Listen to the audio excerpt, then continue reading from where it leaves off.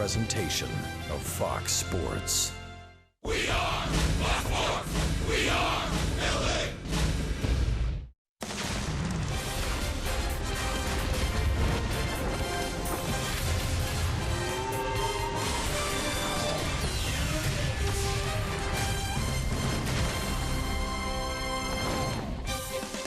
The Angels go for a season-high 5th win in a row this afternoon in the middle game of a 3-game weekend series at Camden Yards in Baltimore.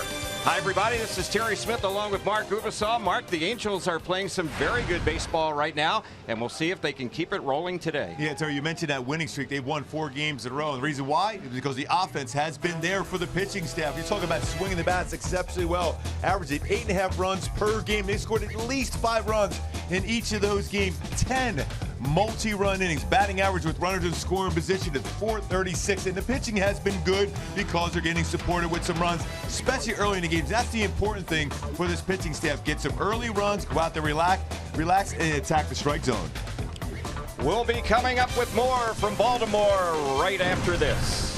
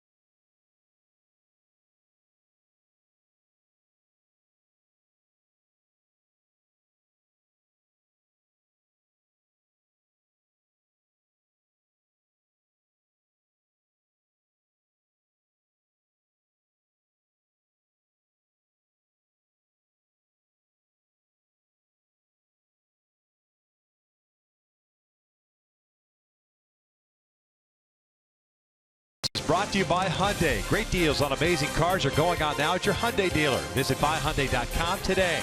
By Jack in the Box, the Portobello Mushroom Buttery Jack is back. Taste it before it's gone. By Mercury Insurance, on a mission to save you money. Log on to mercuryinsurance.com to get a fast, free quote and see how much you can save. And by the Jeep Renegade. Find your inner Renegade and reach your highest potential with an EPA estimated 31 highway miles per gallon. Well, they're not quite ready on the field yet, so let's step away for a moment, and we'll be right back with the lineups and today's first pitch.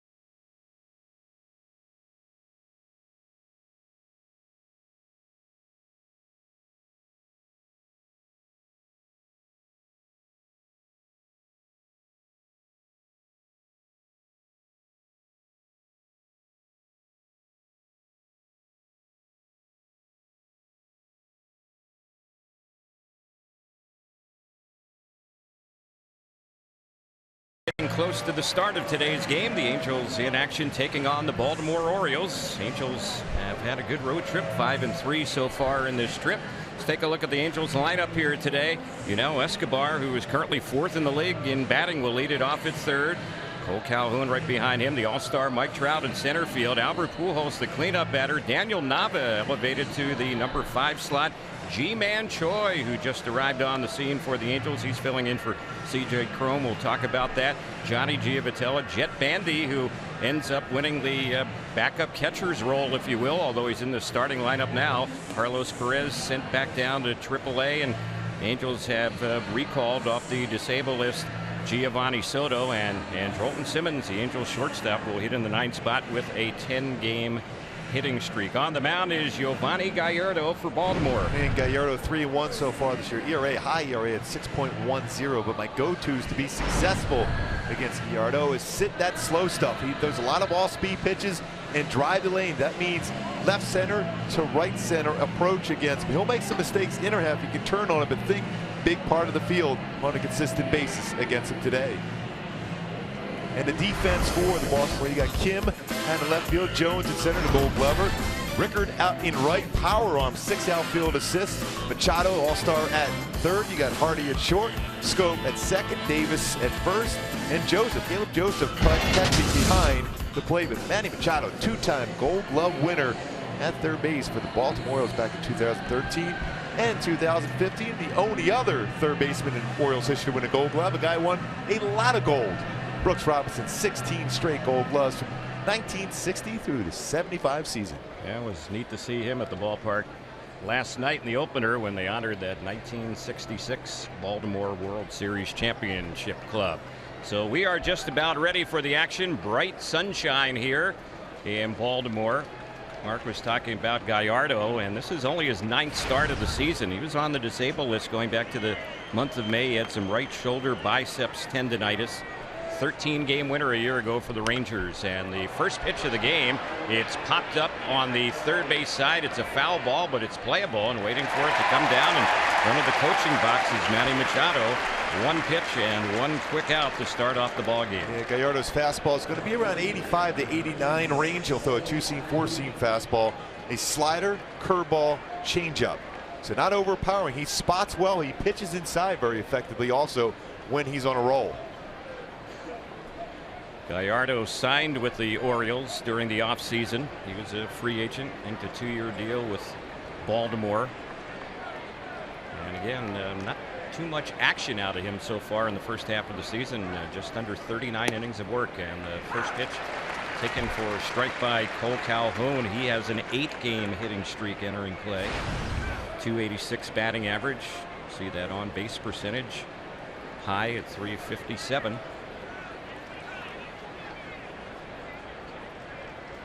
Here's the next one on Calhoun, and that one missing for a ball. The home plate umpire is Jordan Baker, and he's known as a strike caller. He's a pitcher's umpire, usually has a decent sized strike zone. As you can see by the size of him, he's pretty tall behind the plate also. Yep, that should work in favor of the 2 starters here today. That one a little bit low and inside for a ball. Mike Trout waiting on deck. Trout had 2 hits last night, so did Cole Calhoun. Angels winning their 4th in a row on the trip, looking for a season high 5th win in a row. We'll see if it happens here today. And the next one, that's a little bit outside. 3-1 on Cole Calhoun. Yeah, you can see what he's trying to do against Cole. He's trying to avoid that middle in against him. Little 2-seam fastball twice away. He tried to backdoor a slider also on the outside part of the plate. And a very good count now for Cole to do some damage. Yep, good hitters count. Left-handed batters have given Gallardo trouble this year. Next pitch, and that's taken for a called strike.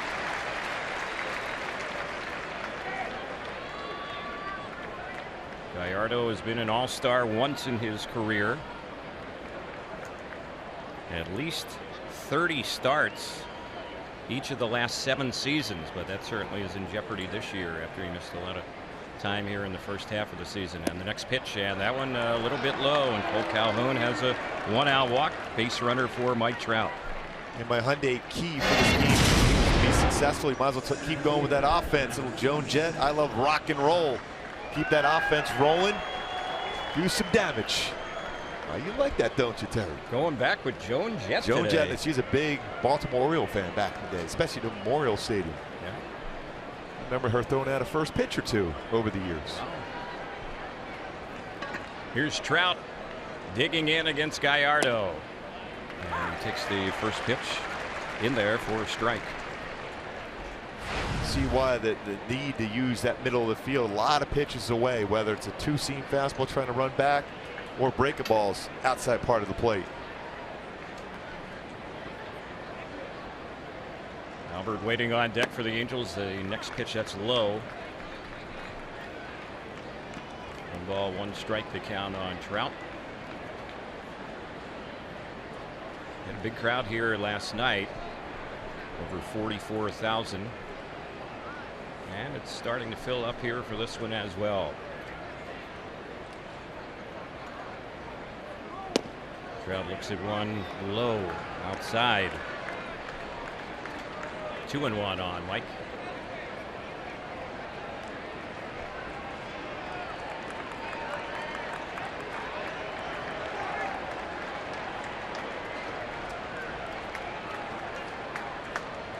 Here's the next one on Trout, and that's high. So Gallardo is struggling with his control, and he came into the game with 19 walks in just over 38 innings. So that's a very high total for that number of innings. And 44 hits allowed, so a lot of base runners. 6 home runs given up. Very good count right now for Trout to look to drive. 3-1, and he checks the swing there, fouls that one back. It got back to the seats in a hurry right behind the Baltimore first base dugout. Trout was kind of surprised by that late movement. He was looking away, and I think that's what Gallardo was trying to do, throw that one away, but it ran middle in on him upstairs.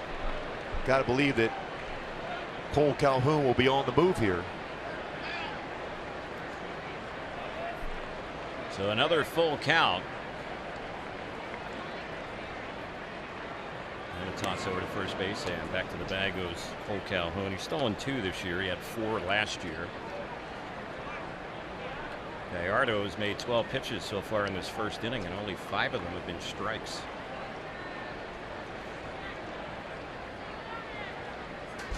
Trout waiting patiently in the box. We'll see what gives on the 3-2. There goes Calhoun.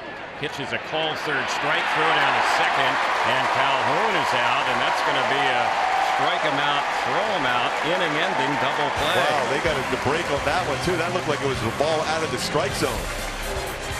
Trout still questioning the home plate umpire. No score. We go to the bottom of the first.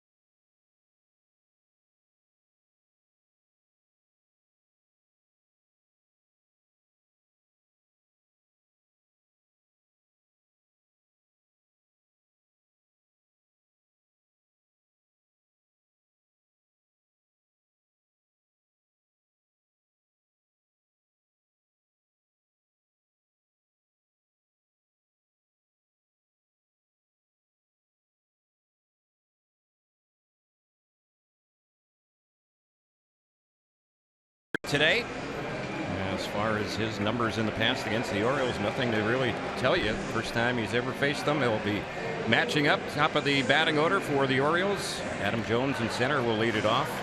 He'll be followed by Kim in left field. Machado, the all-star third baseman. Trumbo, another all-star. He's the DH.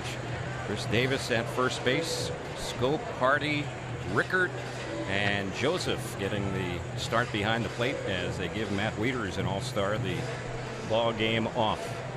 Nick Tropiano going for the Angels, and Mark, today his 12th start of the year with the Halos. Yeah, he's been very solid. When you look at that ERA 3.28 for Tropiano, but my go-to is to be successful against this Baltimore lineup and use other pitches early. That means don't just fall into the first pitch fastball, especially against Adam Jones, and limit those base runners. They had some chances last night, Baltimore, but they just missed some of those pitches to drive out. So you got to make sure you limit those guys on base today.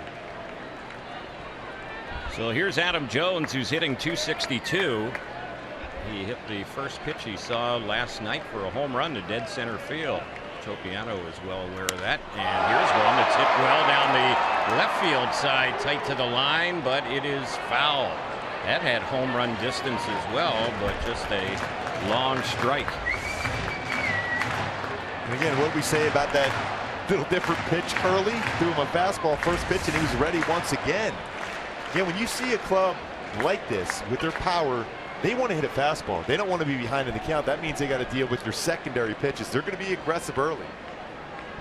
Here's the next one, and Jones goes chasing that pitch. That was a good off-speed pitch. Good changeup, it looked like.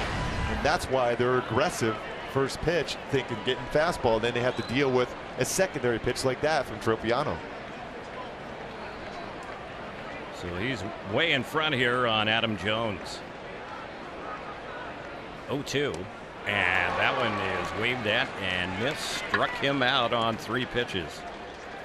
And the defense behind Tropiano today. Daniel Nava made an unbelievable play last night. Mike Crop in center, Cole Calhoun in right, Ronel Escobar at third, Anderson Simmons at short, John Giavotella at second, Ji-Man Choi at first, Jeff Bandy catching. Ji-Man Choi getting that third start at first base. This recall from Salt Lake City today in the town right away, playing that first base position. Pretty solid defender at first base. Angels have a 3-man shift on that right side, and that one's a little bit low. And Choi, along with Marte, I guess, will be seeing a lot of first base action for the Angels now due to the injury to C.J. Cron. Here's the next one on Kim, and that one bounces in. It lands over by Machado, waiting on deck. The timing of that, too. C.J. Cron had been swinging the bat so well. 19 RBI in his last 11 games, but with that fracture in his hand, he'll be out for some time now. It's really difficult to see the lineup here with the Angels and not have C.J. Cronin at this moment. Here's the next pitch, and that's right in there for a strike. Hyun-Soo Kim, the batter, left-handed hitter from South Korea.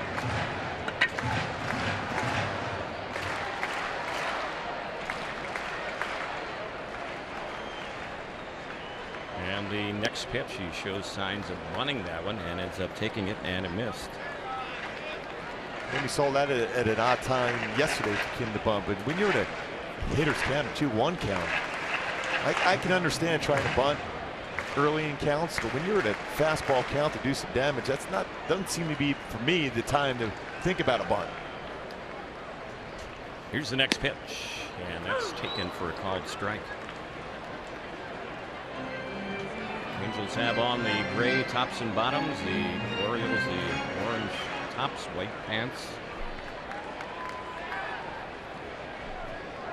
Full count here on Kim. Tropiano's delivery, and that one missed outside. Walks him. Going back to last night, we talked about C.J. Cron. Right, throws a fastball in and gets C.J. Cron right on top of that left hand. Very difficult to take, especially when you're swinging the bat as well as that. You can see right away the mark on his hand, fractured hand, and he's going to be out. Estimates about 4 to 6 weeks. But you can see the frustration anytime when you're swinging the bat like he was, and how big he's been for the team as far as the offense. Difficult to see that. Plus, real good guy. He's worked hard. He was hit twice in last night's ball game. That second one, though, was the one that really did the damage. Very unfortunate. At the plate is Manny Machado, and he misses is the first pitch from Tropiano. Machado, an all-star, a couple of hits last night's opener, 323 average, and that places him 6th in the league in batting. Top 10 in home runs in the AL with 19.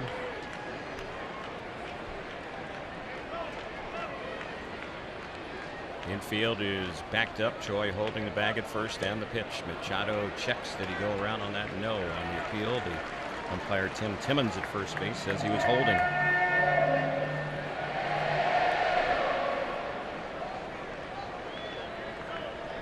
Another very warm day here in Baltimore. Humid day. And we have bright sunshine as the action is underway here in the bottom of the first inning. Pitch low, good block on that one by Jet Bandy. And Bandy's a guy that has to feel pretty good today. Yeah, there's no doubting that. I mean, I think Hardy's has worked to make sure he's got the confidence in Mike Scioscia to be able to put him out there on a pretty consistent basis and to stay at the major league level. Thousand Oaks High School product. Giovanni Soto rejoining the Angels today. He's on the active roster. Carlos Perez option to AAA Salt Lake. Mike Scioscia was saying earlier today Soto will catch tomorrow's game, and there's a cut and a miss by Manny Machado.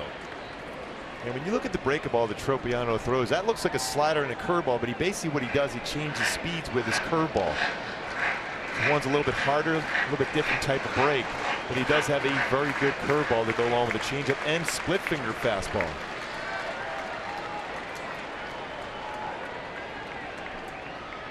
So a 2-2 count on Machado. Toss over to first base, and diving back goes Kim. He's only stolen one base this year. Baltimore is not a base stealing team. Tropiano with 4 pickoffs this year. Never had one at the big league level until this year. 4 of them this year. Next delivery, that's off speed and low. So he's worked a full count here on Manny Machado. And the breakdown on Tropiano right now, 50-50 balls and strikes out of the 14 pitches. Threw a lot of pitches in 5 innings of work last time, not 95 of them.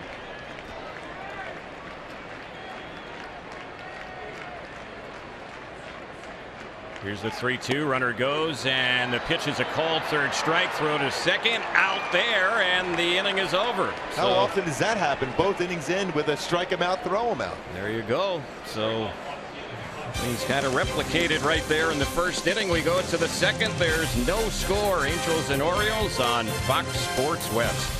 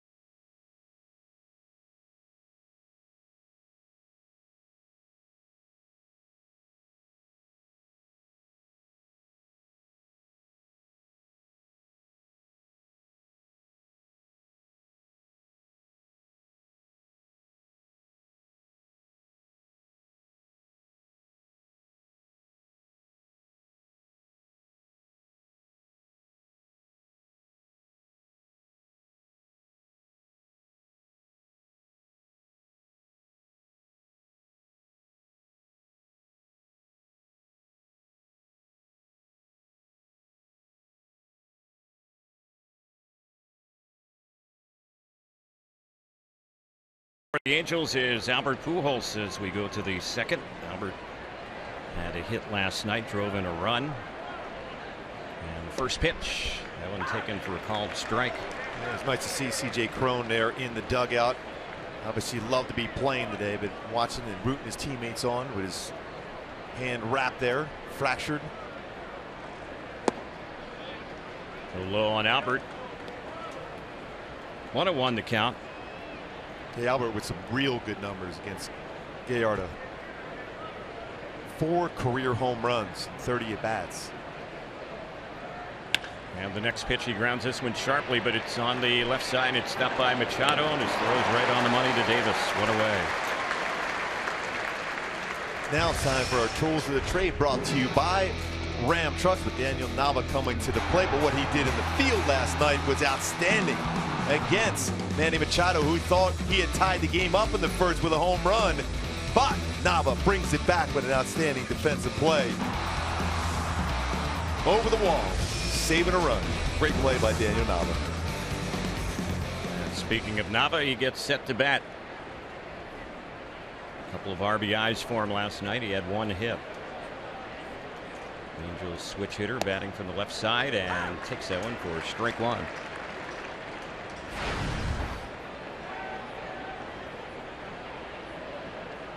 Nava certainly familiar with the AL East, and the Orioles right now are leading that division. Nava played for 2 different teams in this division last year, the Red Sox and the Rays. Takes that one low. Career .283 hitter against the Orioles. He had a chance to play against those former clubs of his on this road trip. Kind of hard to keep track of this trip. It's been long. And the next delivery that's in there for called strike. That's right. We were in Boston on this trip, right? Yeah, I think it was last weekend. Yes. This is game 9 of a 10-game road trip that will take the Angels into the All-Star break, and so far so good. The Angels 5-3 on the trip. That's the record for the Angels right now here in the month of July. And the pitch, and that one misses high. A week ago today, it was the 21-run effort by the offense. 22 hits. I'll take half of that today. Yes. And feel pretty good about it. Yes.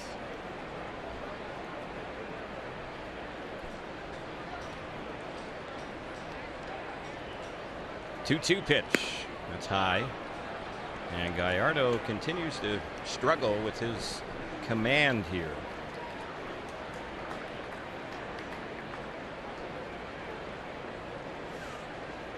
He's not willing to challenge middle part of the plate.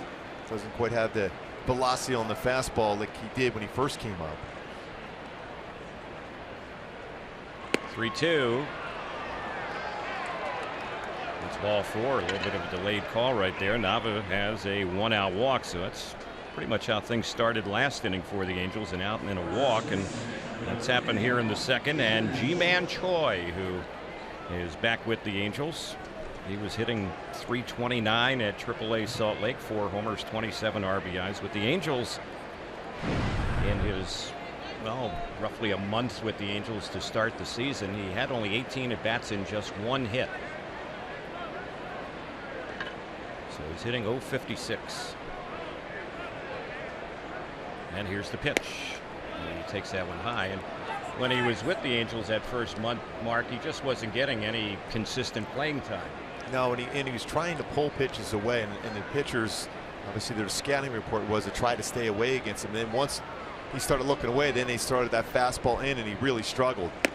Like that one there, fastball in, because he was looking away. And it's a game of adjustments, whether you're in AAA or at the major league level as a hitter. But the best way to get pitchers away from pitching inside like that is to start go inside out and hit the ball the other way.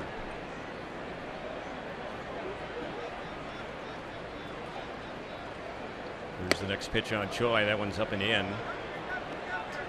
Remember in spring training, we saw him drive the ball very well the other way. And then he tried to throw some breaking balls, and he still had the power to turn on a ball inside.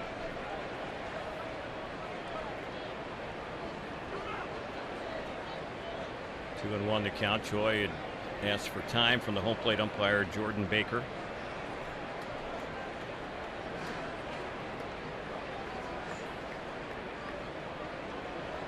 Next one on G-Man. That's way high. The catcher, Joseph, had to reach the glove high in the air just to catch that one. So it's 3-1. And more pitches out of the strike zone than in the strike zone so far for Gallardo.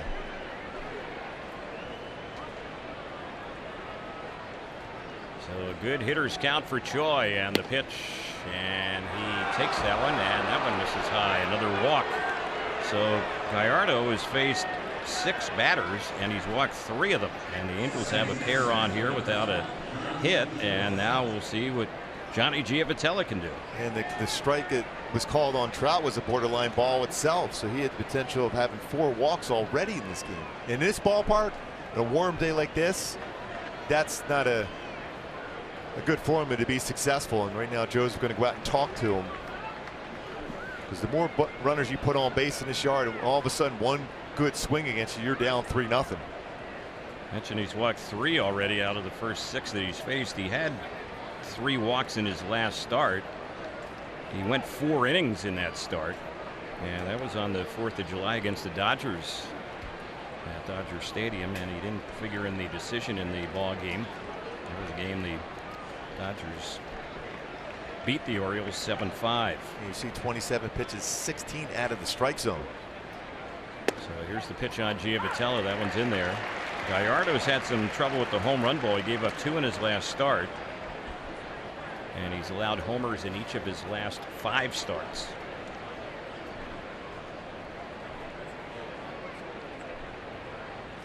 Giavotella, .273 average, 1 hit last night in the opener. Here's the next one on Johnny.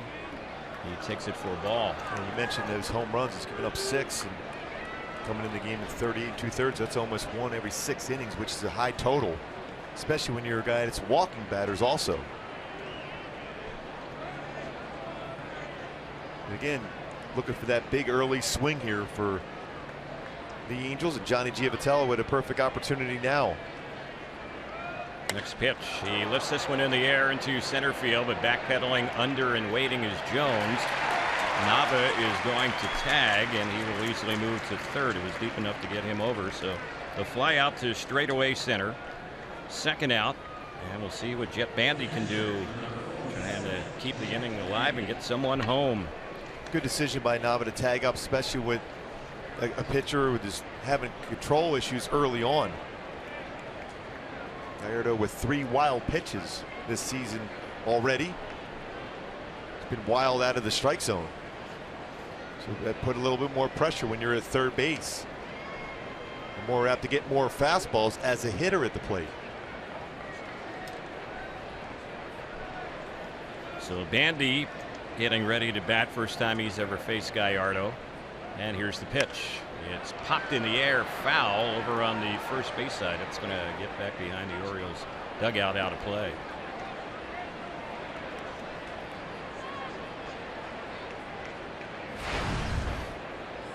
Jet Bandy, a little 3-game hitting streak entering the day.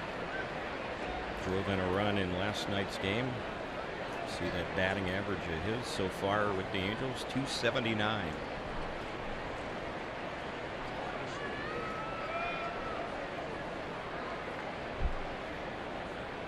Here's the pitch. He takes that one a little up and in. Well, when you have a pitcher like Gallardo so far today, and he's having the location problems, you like to cash in against him. Yeah, before he settles in, and he's been a good pitcher throughout his career. He'll make adjustments. So as a hitter right now, you got to make sure you get to him at the point where you score some runs before he settles in. Next pitch, that's outside. Gallardo has won over 100 games in his big league career. He's 30 years old. 105 wins lifetime.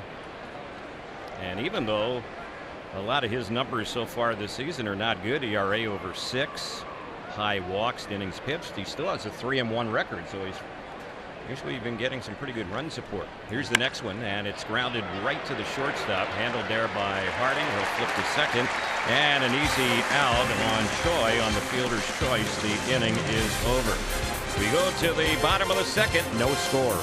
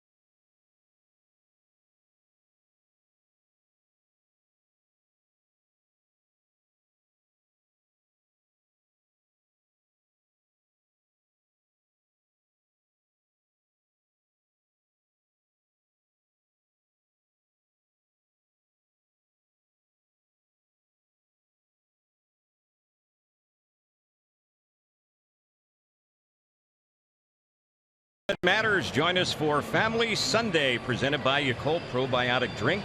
On Sunday, July the 17th, the Angels will take on the Chicago White Sox. Game time at the Big A at 12:35.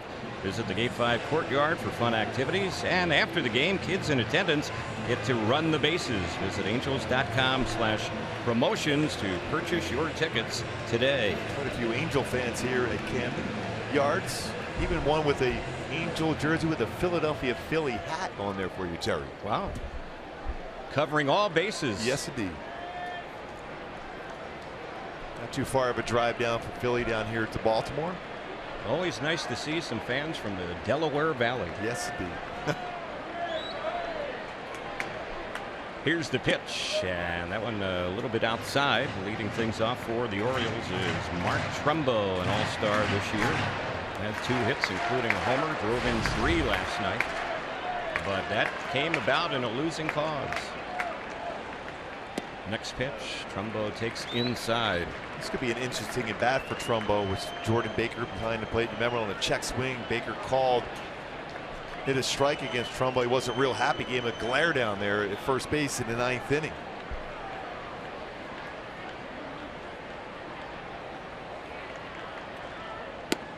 Trumbo looks that one over, and it's on the outside corner for a called strike.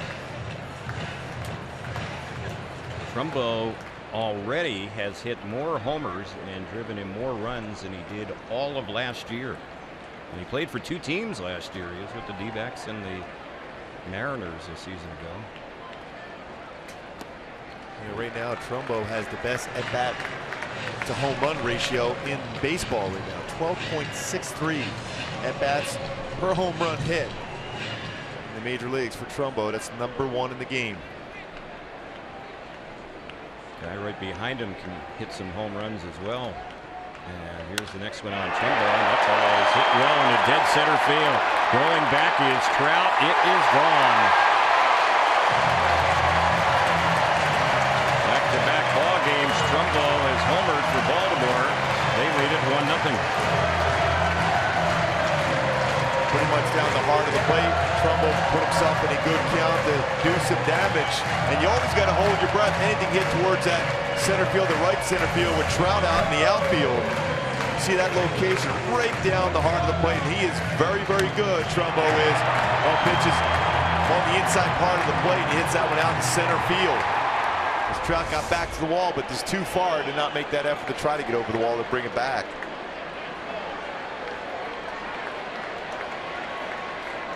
Here's Chris Davis, another home run hitter, and he takes that one low. He led the majors in home runs a year ago, 47. Hit 53 of them back in the 2013 season. That's an Orioles franchise record. Slugged 21 already this year, and he takes that one for a called strike. It's the 11th home run the Trop has allowed in 61 in the 3rd innings pitched this year. Prior to this year, though, he was a guy that very rarely gave up a home run. Well, just 2 last year. Limited action with the Angels, under 38 innings. That pitch taken for a ball, so it's 2-1 on Chris Davis with Jonathan Schoop waiting on deck. The Orioles hit 3 homers last night, but the Angels beat them. Baltimore, the top home run hitting team in baseball, 135 already this year. Here's a little one-handed swing, and it's lifted into shallow left. Playing very deep was Nava, and he's not going to get to it. That ball was in the air for a long time, but Nava was playing so deep that he had to rush in and never quite reached it. So it's a bloop single and Schoop the next batter. Yeah, it almost looked like he got fooled on this swing, and because see going back and then making that cut in to try to get to that baseball, because Davis has a number of opposite field home runs, 5 of them as a matter of fact. With that swing, he generally would drive the ball well, but the angle he took coming in allowed that baseball to fall in. So bloop hit, and now Schoop will be the next batter.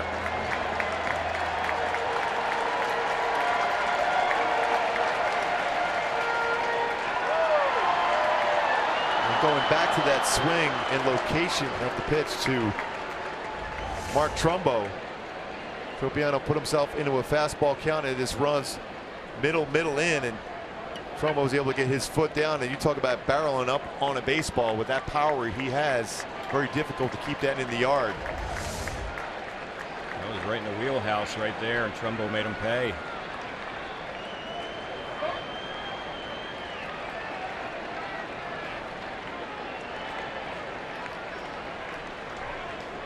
Tropiano from the stretch.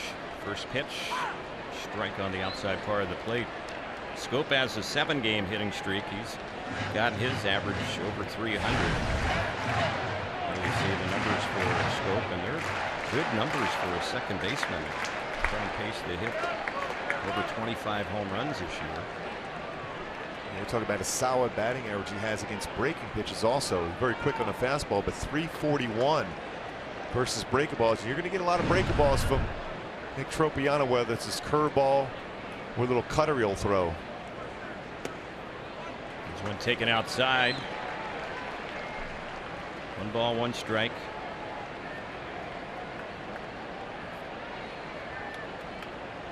Neither team scored in the first inning, but the Orioles have gotten a 2nd inning run.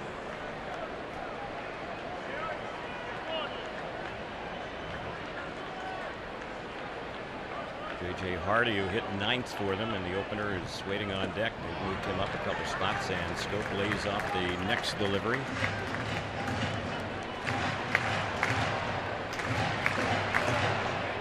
Think about Tropiano this year with the Angels. Although a lot of the numbers are good, ERA solid, he has a winning record. He has not given the Angels a whole lot of length in his starts. And so that's what you want from a starting pitcher, to pitch deeper into games. Ball hit foul down the right side, way back and out of play. Tropiano went 5 innings on the 4th of July. That was on Monday at Tampa Bay. Start before that with the Angels, 5 innings. He had a couple pretty good stretches there. He went 7 innings against the Dodgers, followed up by 6 2/3 against the Rangers at Texas. But you're right, Terry, he needs to find a way to be able to get some quicker outs and not having these deep pitch counts in each batter. And there's a pitch that's waved at and missed, and down on strikes goes Schoop. He fooled him right there.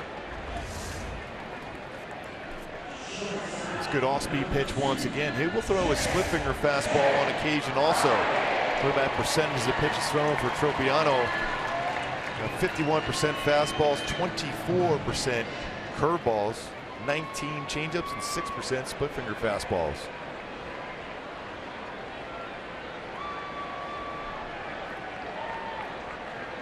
There's Hardy at the plate.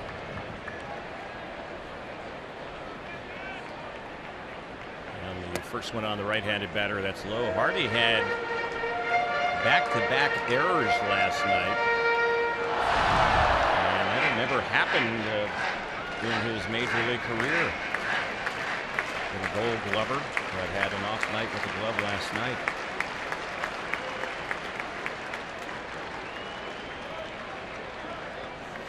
Next pitch, he swings at that one and fouls it off on the right side out of play. And for him, they were pretty routine plays for him that he was unable to field twice last night in a row. A very consistent shortstop.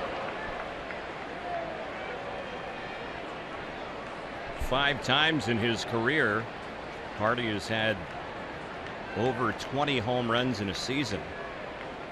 But he hasn't done it the past 2 seasons, and so far this year. And he has been injured a lot. He's had only 2 home runs. He misses that one, a good off-speed pitch right there. So it's 1-2 on him.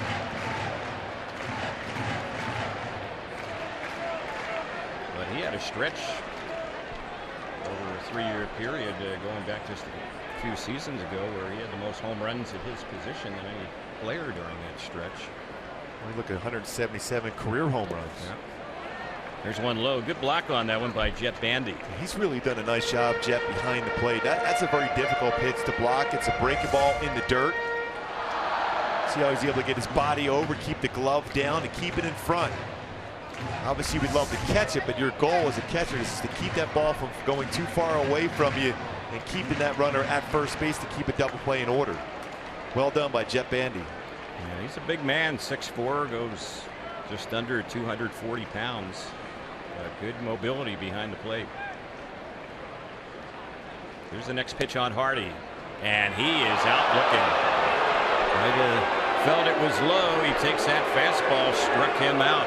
Terry, you mentioned earlier that Jordan Baker is a strike caller as a home plate umpire. Well, Tropiano got the benefit of that call. That's about a half a baseball, a full baseball off the inside corner, and he got the call. Framed well by Bandy. Not a lot of movement in his catcher's mitt, but still, as a hitter, you better be swinging here today. Yeah.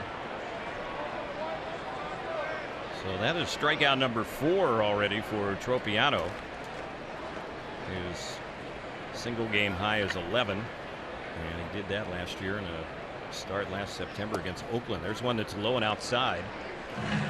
This is Joey Rickard. When we saw the Orioles at the Big A back in May, he was their leadoff man. 268 batting average for him. 25 years old. He's got pretty good speed too. He's got 4 stolen bases in 5 attempts, so he can run well out of the batter's box if he hits the ball on the ground. Here's a pitch on Rickard. It's taken for a strike. He was a Rule 5 draftee last December from Tampa Bay. Ended up making the Orioles opening day roster, and then he got off to a very good start. He had hits in 13 of his first 14 big league games, so that's why he was in the lineup first couple of months. There's a bunt, and he drops it down in front of the plate, fielded there by Tropiano, fires to Choi, and they get Rickard on the bunt to end the innings. A leadoff home run in the inning, 1-0 Baltimore. We go to the 3rd.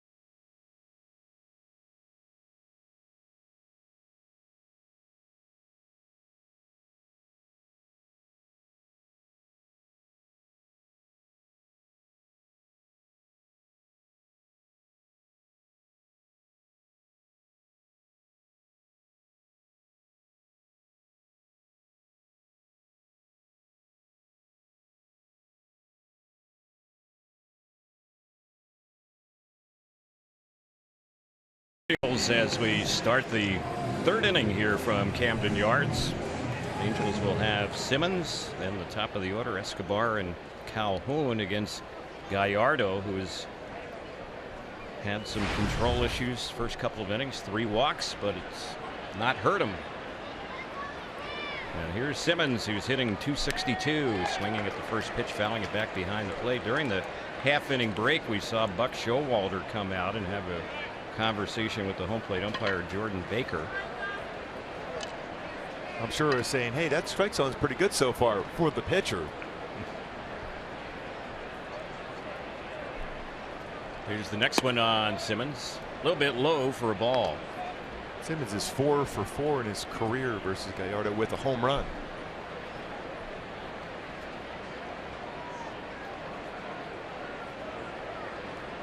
Here's the next pitch, and that's right in there. He kind of moved off the plate thinking it was going to be inside, but it's a strike, 1-2. Yeah, that's a little bit off that inside corner also. So again, you're at the plate today.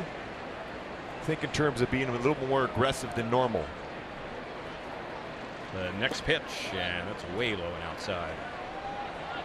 That's the thing. It's odd that Gallardo would have 3 walks with a strike zone like this. You got to be well off the plate.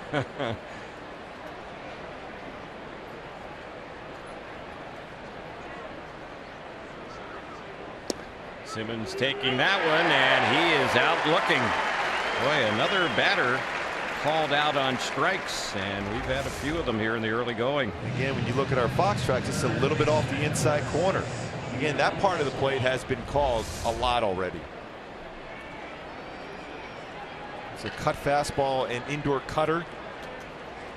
Trying to freeze a right-handed batter and bring it back at the inside corner. A little bit off the inside corner, but call a strike. So the second strikeout for Gallardo. Tropiano's already had 4, and now Escobar bats, and he goes after the first pitch and lifts it high in the air into shallow left field. Going back is the shortstop Hardy, and he'll make the catch in front of the left fielder Hyun-Soo Kim. So that's the second out. I want to remind you to stay tuned later today in the postgame show for the Business of Sports. It's brought to you by AutoNation.com and powered by AutoNation Ford, Tustin.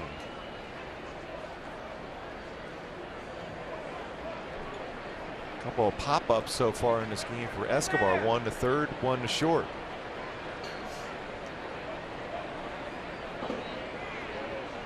Cole Calhoun, the batter, he has one of the walks that Gallardo has issued. And he takes that one high, a first pitch fastball.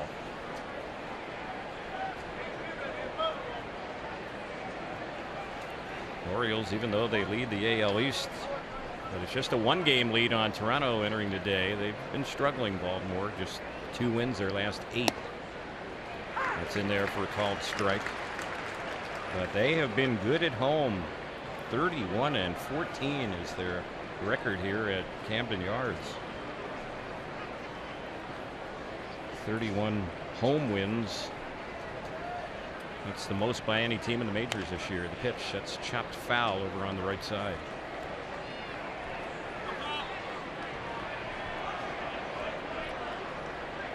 We have a shift on Cole Calhoun. 3 infielders on the right side. Scope, the second baseman. He's back on that outfield grass, maybe 15, 20 feet back out there.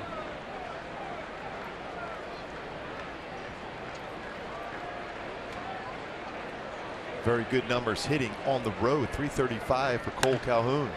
Hits this one sharply, and that ball skips off of Hardy over to Stoke, and he gets the throw to first and nips Cole Calhoun. I think Mike Scioscia might take a look at this.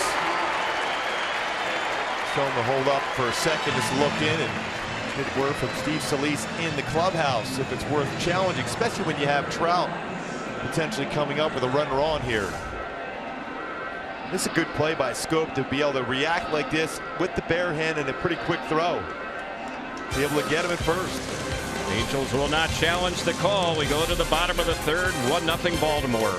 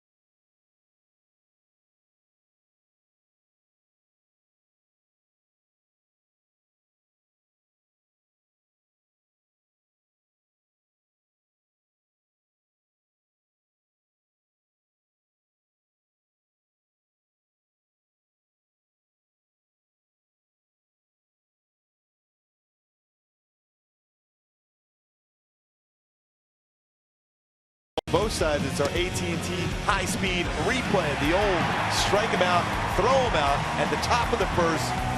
Not to be outdone. The Angels strike him out, throw him out to finish off the bottom of the first. I always say a double play is a pitcher's best friend. That's a real good friend right there. You get a punch out and a double play. Yeah. So here is Joseph getting ready to bat. He's catching today for Baltimore. They give Wieters the day off. He'll probably be back in there for them tomorrow in the day game to wrap up this weekend set. First pitch, that's in there for a strike. Caleb Joseph hitting only 164. He saw some extended action a year ago when Wieters was sidelined. And the next pitch, he waves and misses that good off-speed pitch. That's why it was a little bit odd for Ricker to lay down a bunt in that last inning, especially when you have your number 9 hitter up and Joseph struggling swinging the bat this year.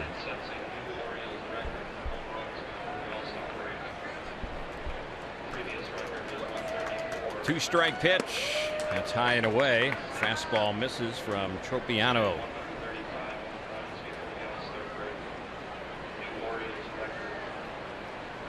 Nick Tropiano has actually pitched a little better on the road than at the Big A this season. Here's his next pitch, and that one is waved at and missed, and he fooled him off speed, struck him out, one away. Another good curveball from Tropiano.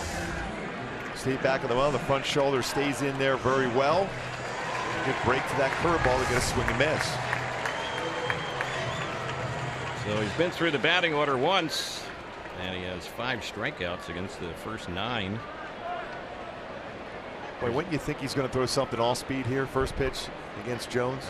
You would say that would be a smart thing to do. But not that get over breakable, one with conviction. Jones is aggressive. 12 home runs in his last 34 games.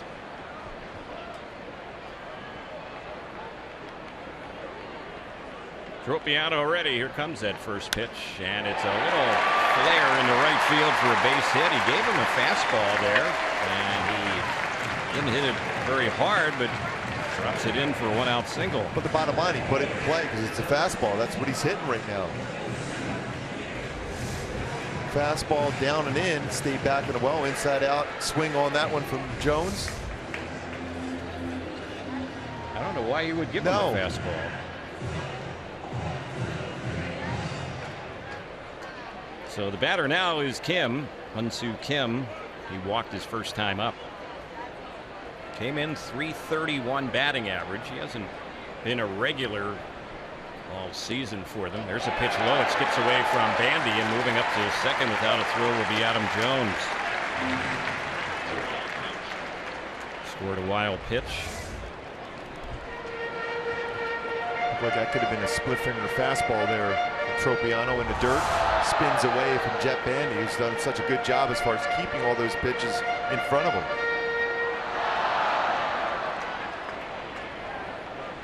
So Kim bats with the runner in scoring position. 1 out in the inning. Tropiano looks at Jones, the runner, and delivers the pitch. That's a little bit low. Mentioning Kim, this is game 86 for Baltimore, and Kim is playing in his 45th game for them, so he's playing a little over half the games, but lately he's been playing a lot, and that's because he's been hitting it. Average, as I mentioned, at .331 right now for the South Korean.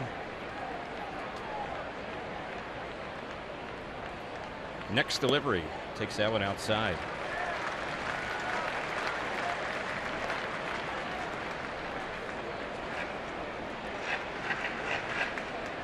That's one thing with Nick Tropiano. I talked to Charles Nagy about certain counts, certain hitters. Threw him a 2-0 changeup there, knowing who's on deck. You were more apt to be more aggressive with a fastball 2-0 to Kim than you would be Machado. You'd like to see him at times be a little bit more aggressive, trusting his fastball against certain hitters. 2-1 pitch missed on Kim, so he's worked a 3-1 count.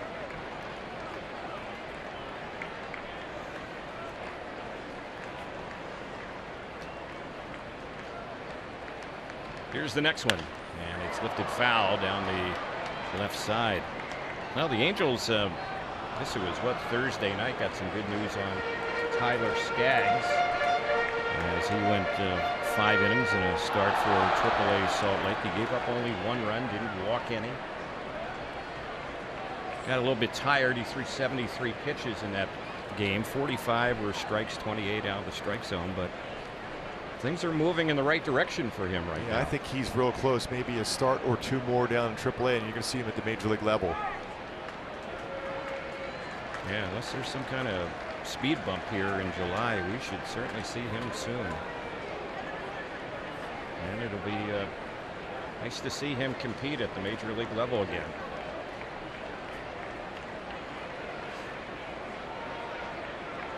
Here's the pitch.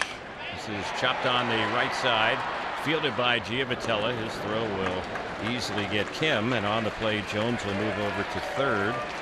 And that'll be the second out. Manny Machado will be the batter. Angel fans, don't forget, every fan matters when the Angels take on the Texas Rangers. That'll be on Wednesday night, July the 20th, 7:05 at the Big A. Fans in attendance will receive a Mike Trout pocket t-shirt. It's courtesy of Old Dominion Household Services. While supplies last, you can visit angels.com/promotions to purchase your tickets today. Terry, I could see you walking around town with that t-shirt on.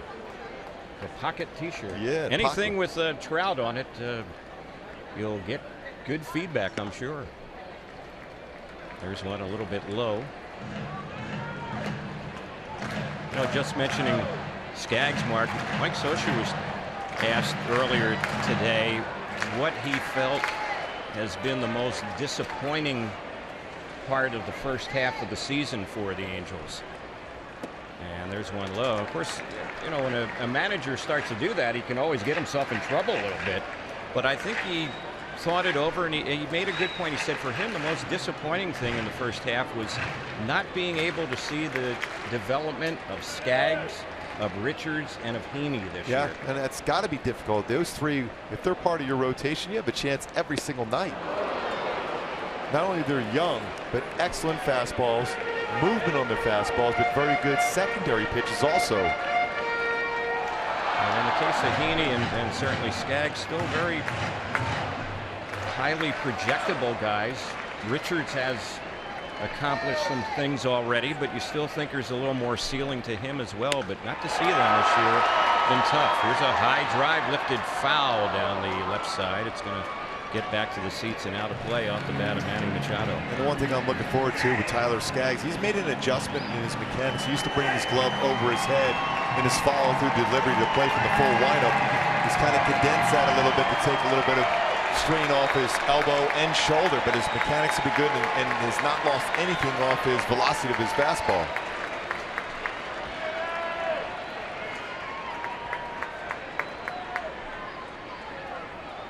Here's the next delivery, chopped right to short, gobbled up by Simmons. His throw over to first base is in time, and the inning is over. So they leave a runner at third, and we've completed 3. We head to the 4th in Baltimore, 1-0 Orioles.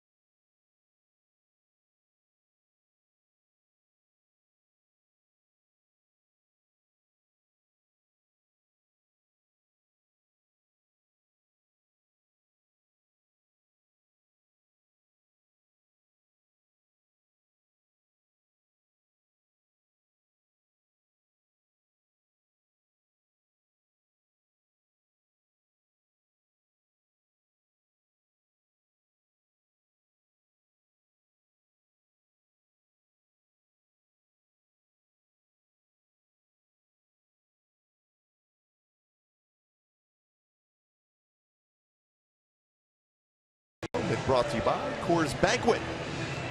Trout coming to the plate back in this day, 2000.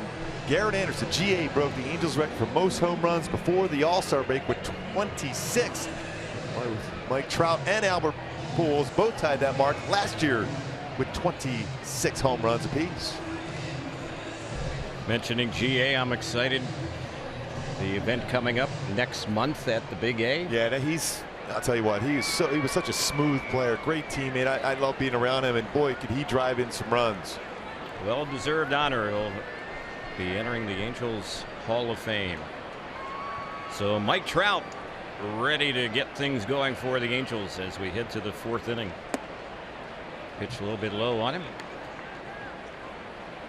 Trout struck out his first time up, and it ended up being an inning-ending double play when Cole Calhoun was thrown out trying to advance the second. Here's the next pitch, and a big cut and a miss. He had teammates last year with Trout and Pujols, both with 26 home runs apiece before the All-Star break. Marison Mantle did it in 61. Mo Vaughn and Canseco back in 96. Griffey and A-Rod back in 98 as far as teammates with 26 at the All-Star break apiece. 2-1 now on Mike Trout.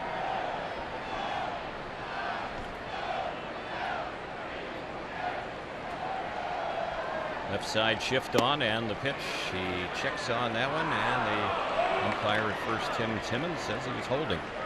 3-1. We're starting to see a little shadow action coming into play now. Sun going over with the bank of lights. 4 o'clock start like it is here. Advantage pitcher. And Trout skies one into very shallow right center. Let's see who's going to take charge. Both outfielders go after it. And the catch is made by Adam Jones. He and Joey Rickard are side by side. And then when you talk to hitters after they play a game at this time, it's just that split second they don't see the ball and react quick enough, because that's a pretty good pitch to drive. And the veteran Gold Glover out in center field takes control and takes that fly ball out. But Trout just missed that ball right there. Whether it's the shadows coming into play where he just didn't react as quick as normal, but it's certainly more difficult for a hitter at this time. First pitch on Pujols, takes it low and in. Albert grounded out to Manny Machado his first time up. That was leading off the second. Even though the Angels have had some base runners, they have yet to get a hit against Gallardo. That one is taken, and it skips past the catcher Joseph back to the batter waiting on deck, Daniel Nava. The Angels have been doing a lot of damage lately on offense. In fact, the last 4 games the Angels had scored 34 runs, but Gallardo has quieted down. The Angels have been effectively wild so far during this game, and there's one fouled back to the club level, out of play. And sometimes as a hitter, Terry, you get a little bit more aggressive than normal, then you start expanding your strike zone and helping out the pitcher.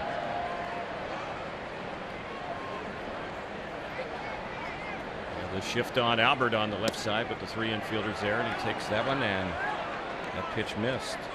Another 3-1 count. A lot of those in this game. It's a pretty good pitch though by him. More likely should be 2-2 at this point. Could have been a low strike. It went to Albert, and here's the 3-1, and that one is a called strike. Albert reacting like he thought he had a walk. Yeah, that's got the lower part of the strike zone, a slider. Framed very well by Caleb Joseph behind the plate.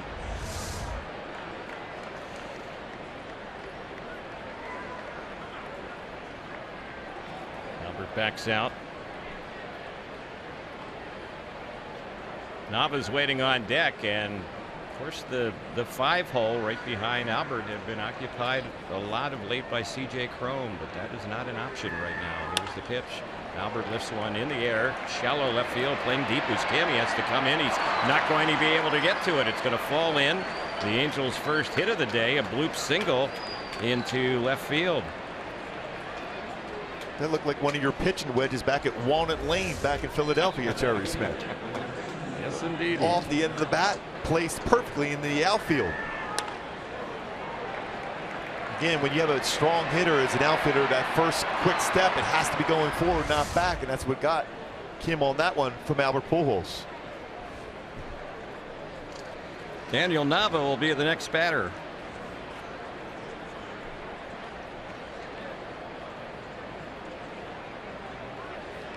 And here's the pitch.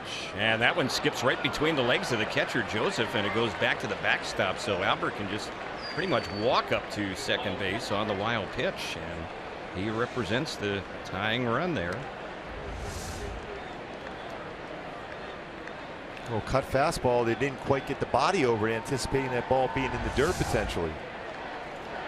Joseph has reached for it. A lot of times on a cut fastball, you have to try to move your body, anticipate that ball has a chance at being in the dirt. Yeah, a little slow with the reaction on that one.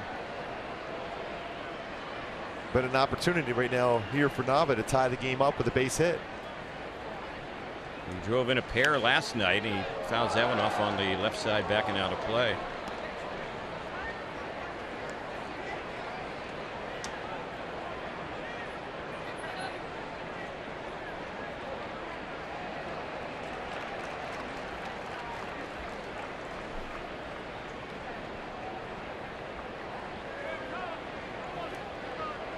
Nava batting from the left side, and the pitch, he fouls that one off. Nava has had only one at bat so far this season against a left-handed pitcher. In other words, he's only batted right-handed one time, and he's 1 for 1. And for the longest time, we'd be going from stadium to stadium in the first half, and people would be asking us, is he still switch hitting? Trying to keep that batting average at perfect 1,000. Right. But the answer is he's still switch hitting, but Mike Scioscia hasn't been using him to start games against lefty starters. There's a pitch that's outside on him. 2-2.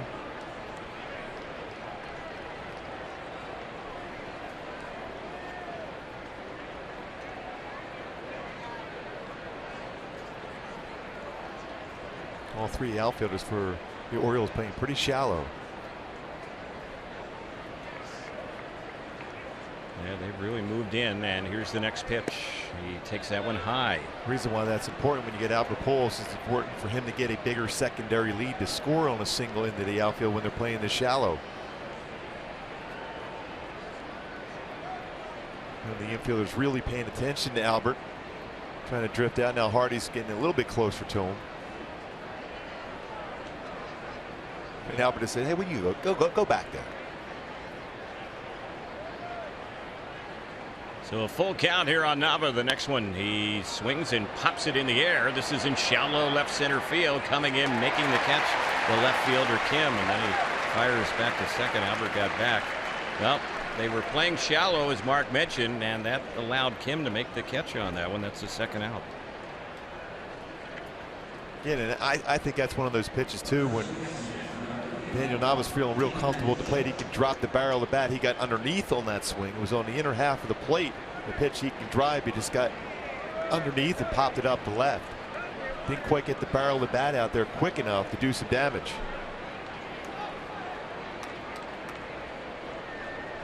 So here's Ji-Man Choi, who walked his first time up. Just back with the Angels. Choi had been gone for well, nearly 2 months. This is the first pitch here. 0-1 to count. Pretty good on base percentage down there. AAA .411. Next pitch, and he checked the swing on that one, fouls it back to the screen. And we're seeing that same pattern where pitchers are pitching him inside, up and in.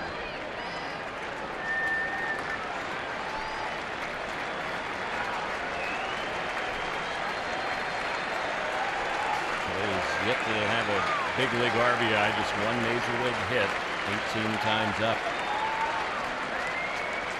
Here's the 2-strike pitch, that's high. Fastball missed. Those shadows coming in from behind are nearing the batter's circle now.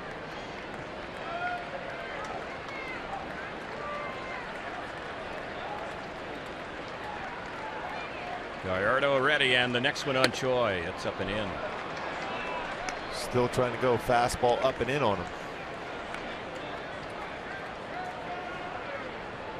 So Choi in the shadow, then you have Gallardo in the sun. Already 65 pitches thrown by Gallardo, and he is working with the slim 1-0 lead. Here's the next pitch. This is lined into right field. Chasing is Rickard, and he reaches up and makes a nice running catch. Momentum took him near the rim of the track out there and right. Angels threaten but fail to score. Bottom of the 4th is next. 1-0 Baltimore.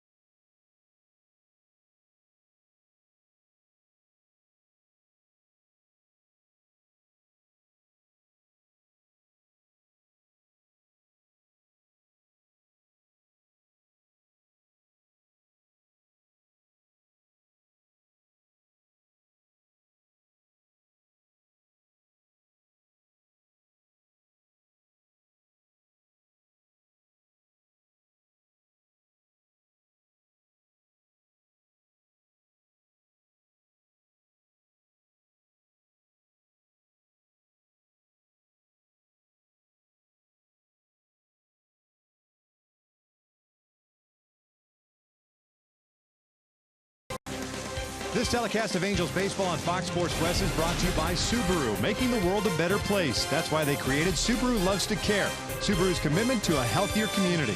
By El Pollo Loco, try the new fire-grilled chicken burritos today. And by your Southern California Toyota dealers.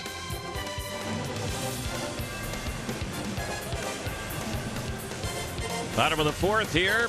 See the warehouse behind the right field area, Camden Yards. Boog Powell still have his barbecue spot out there? Yes, he does. He was honored part of that 1966 club here last night.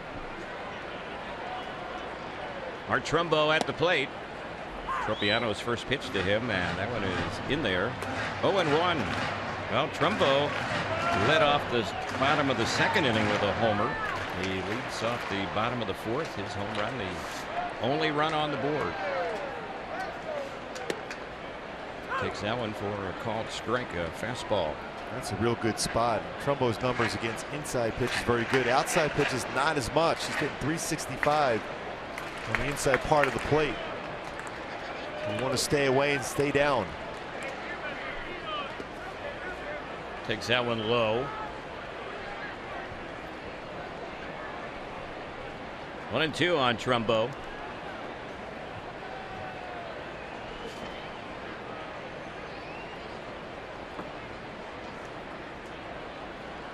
Mark Trumbo growing up, big Angels fan and a big Tim Salmon fan. Here's the next pitch. He waves and misses that one. Fooled him off speed. Got him. Strikeout number 6 for Tropiano. And now it's time for the driver's seat, brought to you by Kia, with Chris Davis coming to the plate. As far as most home runs since 2012, Chris Davis at the top with 180. Edwin Encarnacion 174. Nelson Cruz 158. Mike Trout 152 home runs since 2012. Davis has a single today. Angels have the 3-man right side infield going against him. And the first pitch that missed.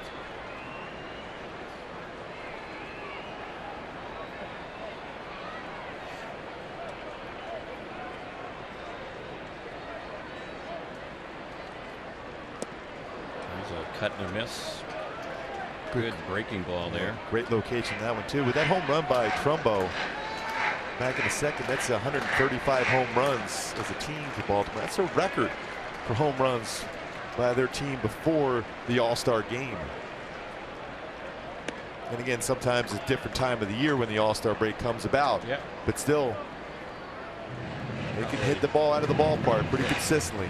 Been a handful of games, probably over the years, how many you play before the All-Star game. Next pitch, that's grounded foul over on the right side. Well, we talked about their power with 3 home runs last night, but the Angels scored 4 runs on outs in the game last night. 2 sac flies, 2 ground ball outs.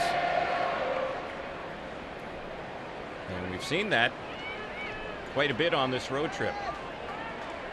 Angels finding ways to get runners in.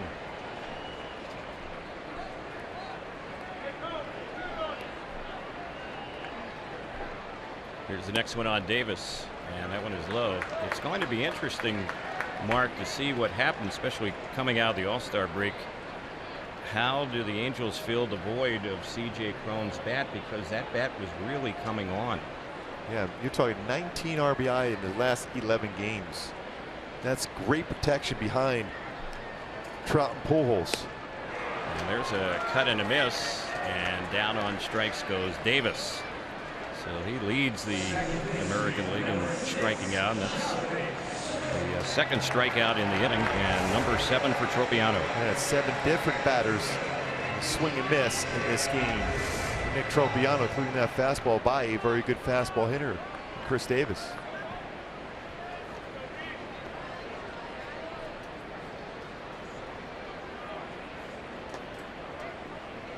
Scope is the batter, and he's a right-handed hitter. He takes that one low and away. Tropiano's season high as far as strikeouts, 10 on May 8th. That's the Tampa Bay Rays in 5 1/3 innings pitched. Pitch a little bit low for a ball.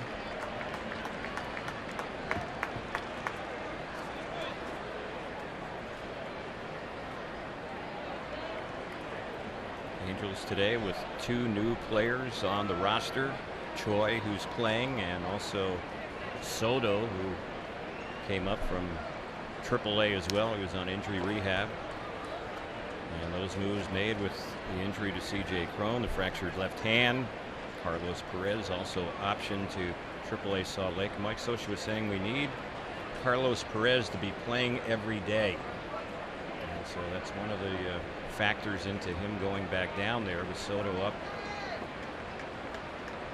And Perez stayed, then probably been splitting a lot of the playing time. Here's one that's grounded deep in the hole. It's short. Long throw by Simmons, but it's right on the money. Schoop and the Orioles are set down very quietly here in the 4th. The 5th inning is next. Angels down 1-0.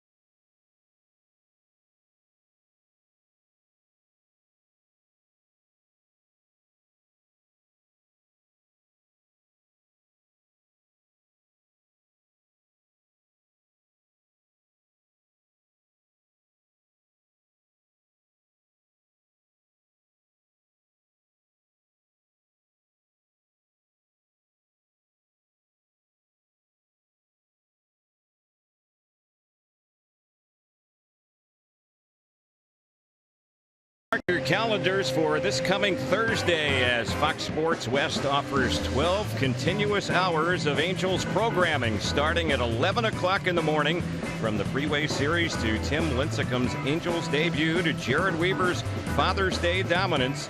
Relive some of the best Angel moments from the first half of the season. Be sure to tune in and check it out. I know you will be, Terry. Checking that one out. I sure will. Baseball doesn't stop for us, No. Gooby, just because we're in the All-Star break. Never. At the plate is Johnny Giavotella, and he takes the first pitch. That one in there, 0-1 the count. The odd things for Gallardo in this game, he's faced 16 batters. He's thrown the first pitch strike 11 times, yet there's one more strike thrown than one out of the strike zone in his 67 pitches. Giavotella looks that one over, and he looks over another called strike.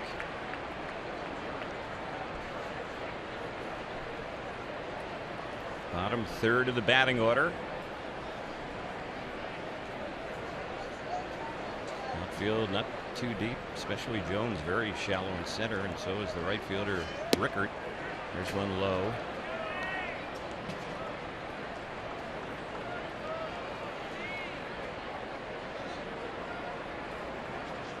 Giavotella, a tough guy to strike out, second toughest hitter to strike out in the American League so far this year.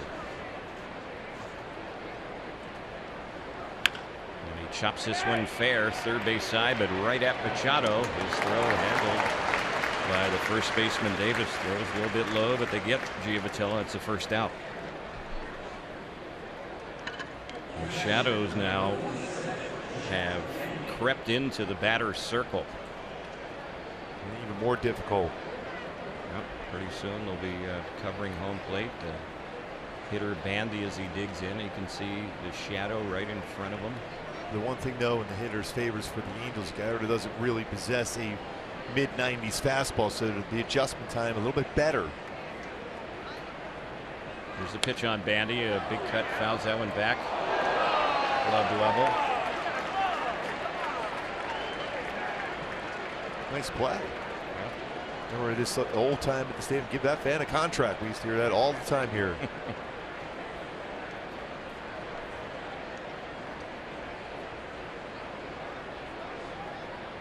Here's the next pitch. It's hit well into left center field. That ball's in a gap in left center. It smacks off the wall. Bandy is headed for second. He better hurry. The throw. He's out.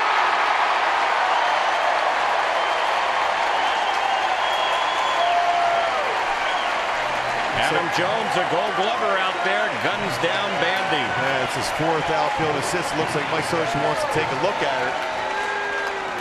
This play right here and throw is certainly worthy of a Carl's Cam replay. Hit very, very well by Bandy. One hops the wall, but right with the bare hand, got himself a good throwing position and a firm throw and a quick tag. Let's go at second. Look how he's able to start turning his body with the bare hand and put himself in a very good throwing position, and a one-hop throw and a big-time scoop, and the tag applied. It's real close. Boy, anytime you get an out after you make a mistake, you got to feel good on the mound, and that was really thrown very, very well by Adam Jones in center. Yeah, Bandy hit that ball hard, a one-hopper off the wall in left center, but they throw him out. And the next batter up lines one into left. That's Simmons. He'll make a turn at first. He better look out. He'll head back to first base. And then a quick snap throw by Scope as he tried to get his old buddy over there, Simmons. Well, he knows Simmons does that as well as anybody in the game. He tried it against the man who does it the best. And then quickly throws over. Gets the foot back in, though. That's back-to-back really good swings, though, this inning against Gallardo. Now make that 5 for 6 for Simmons against him.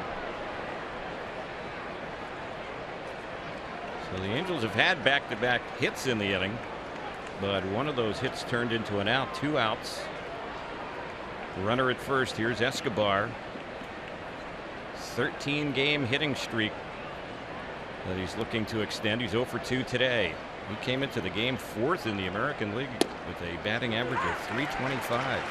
And so far in this game, he had seen 2 pitches and popped out twice. Took that one.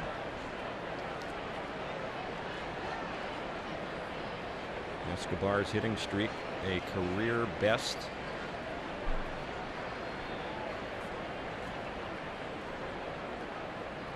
Two outs in the inning. The pitch a bit low.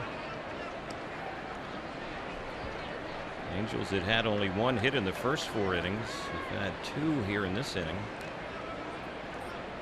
They have 2 outs with just a runner at first base.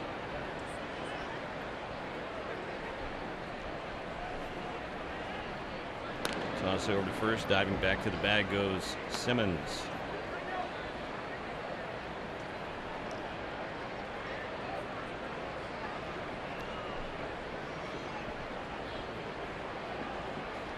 Gallardo at 75 pitches so far. Here's the next one, and that's low and away.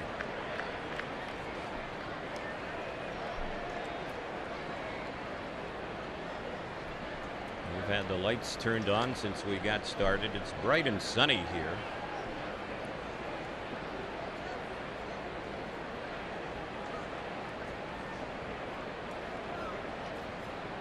Next delivery on Escobar, low. Blocked by the catcher Caleb Joseph. Pretty good patience at this at bat for Escobar. A lot of pitches, a lot of breaking balls, outer part of the plate and down. Even the strike he threw was on the outside corner.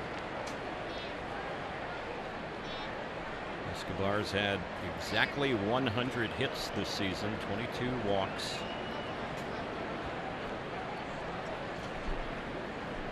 Calhoun on deck. Love to get that RBI spot.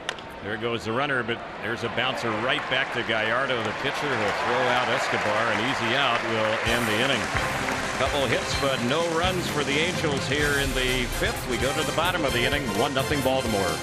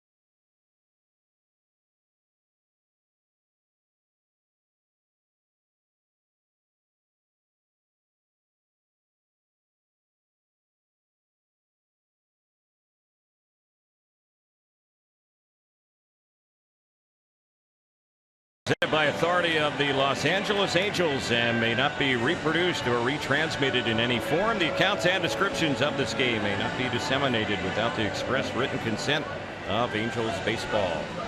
So here we go to the bottom of the 5th. Hardy, Rickert, and Joseph, the bottom third of the batting order against Tropiano. First pitch right in there. Good off-speed pitch called strike. Hardy, strikeout victim looking. That was back in the bottom of the 2nd. Tropiano was struck out 7. And here's the next pitch. It's grounded on the third base side. It's called a fair ball by the third base umpire Mike Everett. Fielded by Nava down near the corner. Throws to second late. And that is a hustle double there for Hardy.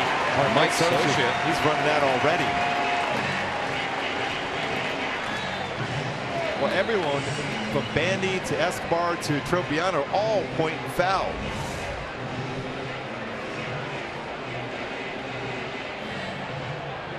Unless that hit the corner or just the part of the base, it looked like it was foul.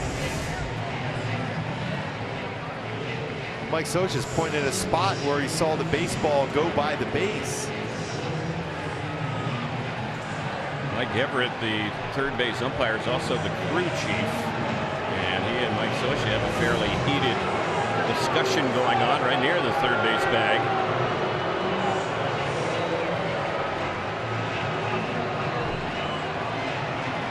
See this angle a little bit better.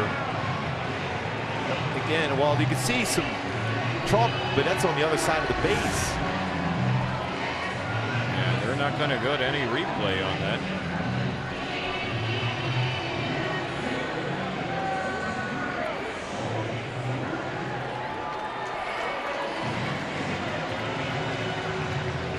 Umpires did not even kind of get together to discuss that call.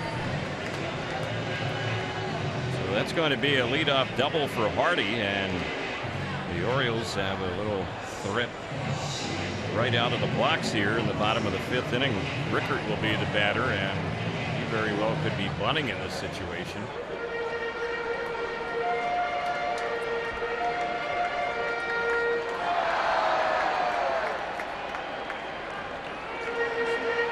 Rickert's had one sack bunt this year.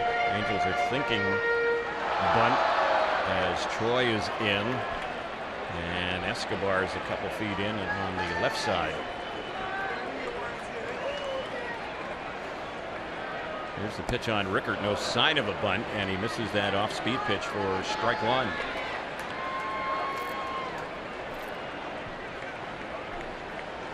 Well, Baltimore doesn't do a whole lot of sacrifice bunting. Just 5 sacrifice bunts this year. Rickert was bunting back in that second inning, and at the time we thought that was a little bit odd.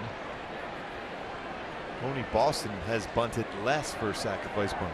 3. It's hard to believe you could have someone less than 5.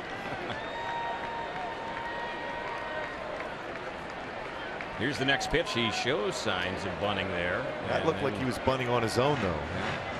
It's more a bunt for a hit. Certainly wasn't squaring around the bunt.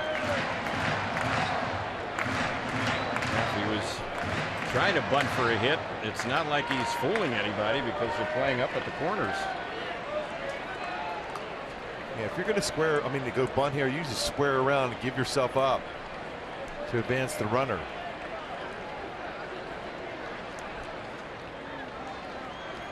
Here's the next pitch, and he cuts it down and fouls it right back behind the plate. And the reason why you thought maybe they would bunt, well, you're dealing with these shadows here. You're just trying to get a run or two across in a difficult time for a hitter to swing the bat and see the ball well. Shadows right now engulfing the entire batter circle, and they're making their way out toward the mound. They haven't gotten out there yet. Tropiano's next pitch. That one is fouled off on the third base side. So the count holding 1-2. As Tropiano works here in the bottom of the fifth inning, he's at 73 pitches. With the Angels this season, the most in any game is 104. And that was almost 2 months ago. Game in Seattle on the 13th of May. Here's his next one, and it's popped in the air on the right side. The first baseman Troy is over near the Orioles dugout, but it's going to hop in there and then bounce back to the seats behind the dugout. It looks like Rickert's trying to let that baseball travel enough where he can at least hit a ground ball to the right side of the infield. Tropiano's doing a good job as far as throwing off speed. It's very difficult to keep your hands back long enough to do so.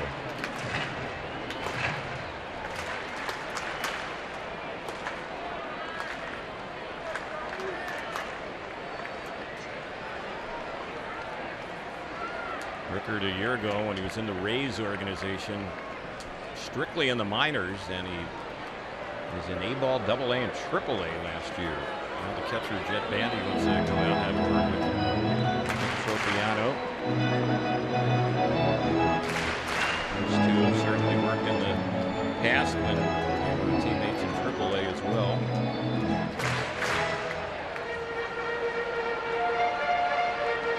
Nine-hole hitter, the catcher Caleb Joseph waiting on deck.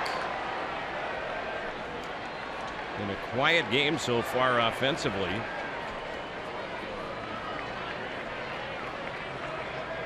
Orioles have 4 hits, the Angels 3. And they count 2-2 now on Rickard.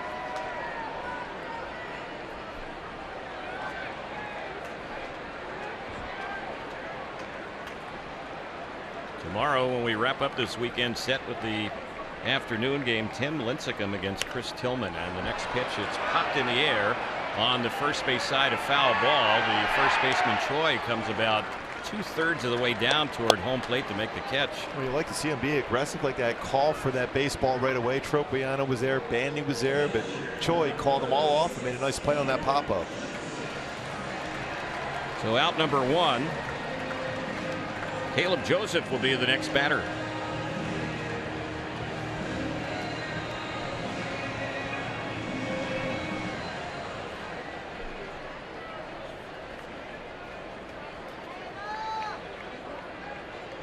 Keep an eye on a potential pickoff at some point in this at bat for Tropiano with Hardy at second. Here's the pitch, and a swing and a miss off speed delivery. One to count. If the Angels do try a pickoff, it's definitely going to be Vitello on the receiving end. Simmons is playing deep in the hole. It's short. Vitello not too far from the second base bag as Hardy leads off there. Next pitch. That's low, smothered by Bandy.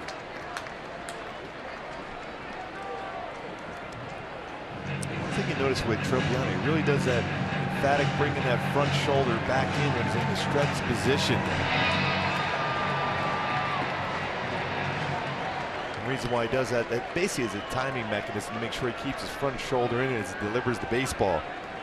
Once you see it from the stretch position. He's set, delivers, and a wave and a miss. And getting some of those swings with the off-speed stuff.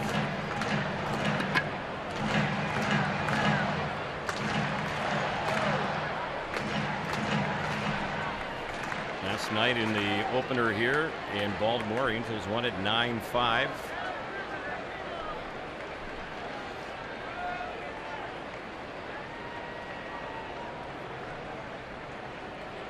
Here's the next pitch, and there's another wave and a miss. He struck him out. Second time he's gotten Joseph. Strikeout number 8 for Tropiano. It's a good breaking ball once again for Tropiano. Keeps that front shoulder in well and throws that hard breaking ball down off the plate to get a swing and miss. I think you're seeing a quick conversation now with Bandy Tropiano to remind him that Adam Jones is at the plate. As you see that breaking ball, that's not a bad pitch to throw to Adam Jones here after what we've seen against the fastball against him. Especially that first pitch, fastball.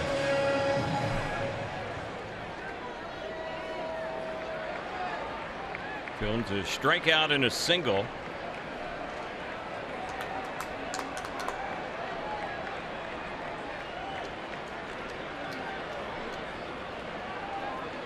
The leadoff double in the inning. Now 2 outs. The runner still at second, and he did start off Jones off speed that time, but missed. Looked like a split finger fastball. A little contrast in center fielders in this game where they play. Trout playing very deep in center field. We saw Adam Jones play extremely shallow in center field for Baltimore. Nava is very deep in left as well. Mahone normally plays a deep right field. Pitch was missed by Jones, so it's 1-1.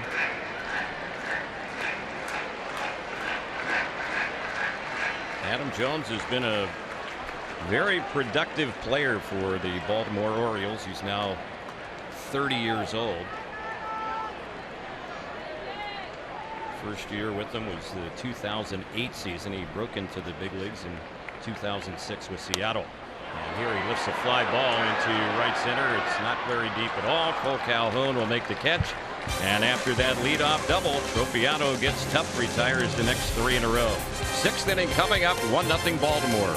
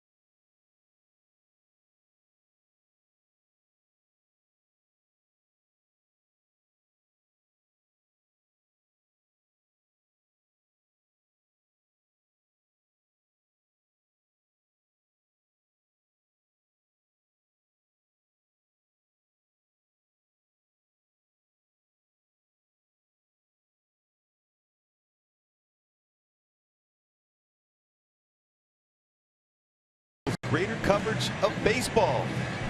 Tigers beat Jays today 3-2. Victor Martinez home run is 17th. Oakland over Houston right now 3-0. And later on tonight, Texas takes on Minnesota. They're just 3-7 last 10. But a game break in the White Sox game in Chicago against Atlanta. Frazier goes yard. Frazier, number 25. For the Chicago White Sox, 3 games over 500.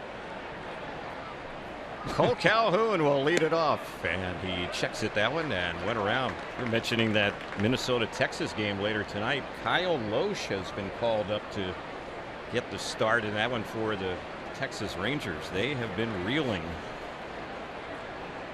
but they still have first place in hand in the AL West. There's one that's low. It's 3-7. We mentioned that last time, but they been on an amazing streak of 29-8 in their previous 37 games. Still 20 over 500. Next one on Cole Calhoun, and that one is low. Boy, when this game started, Mark, Gallardo walked 3 of the first 6 batters, and you started to think, well, it's just a matter of time, but you keep waiting for it to happen. He's held the Angels to no runs so far through the first 5. And he hasn't walked any since the 2nd inning. He's just stayed away pretty much. He'll show in for effect, staying away, forcing you to hit to the big part of the yard.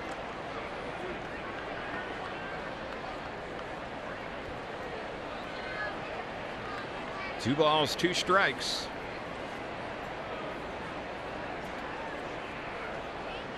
Next pitch, and that's high. And then for effect, it doesn't bother him going 3-2. He's had a number of 3-ball counts in this game, that's for sure. He's had 4 to make that 5 full counts. And a lot of times he'll come right back with that backdoor breaking ball after a fastball up and in.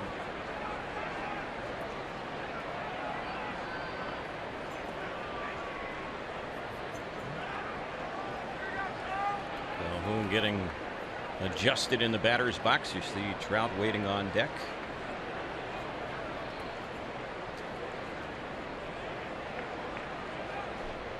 Payoff pitch, and that one's lifted high in the air but foul on the right side. It's way out of play. When a swing like that, we go back to my Hyundai key of the game. I love rock and roll with a swing like that from Cole Calhoun, and the order up behind him with Trout and Pujols for some action here to drive some baseballs and give the Angels and Tropiano to lead here.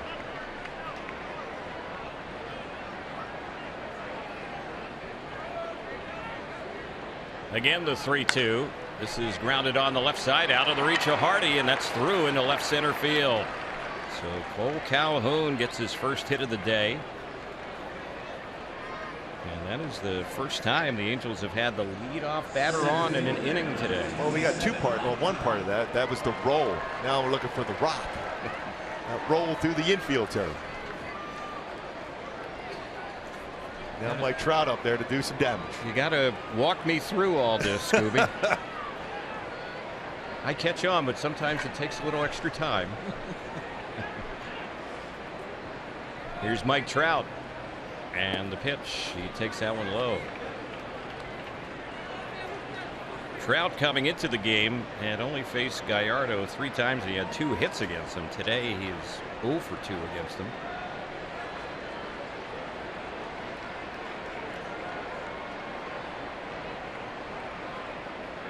Next pitch. A little bit low.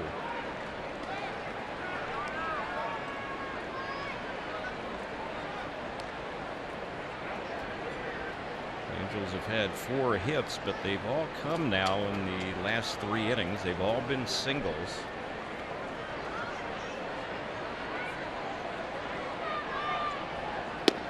Trout looks one over, and that's on the outside corner. Think of that, Gallardo. He doesn't give in. He's not going to go and throw a fastball. They threw a little cut fastball outside corner.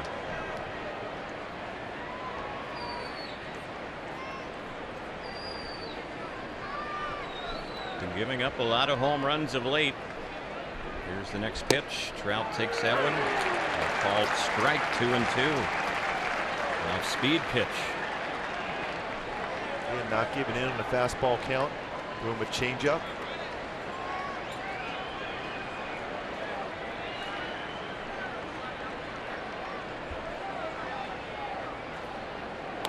Toss over at first base. Back goes Cole Calhoun. Calhoun with the hit here to start off the inning. Extends his hitting streak to 9 games in a row.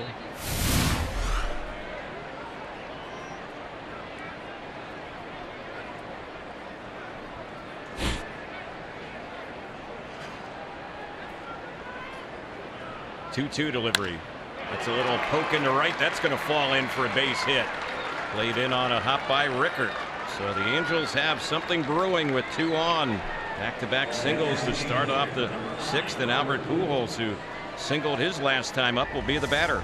That was a very impressive swing for Trout. Look how deep that fastball got into the strike zone area for Trout, and he hits that ball hard to right field for a single.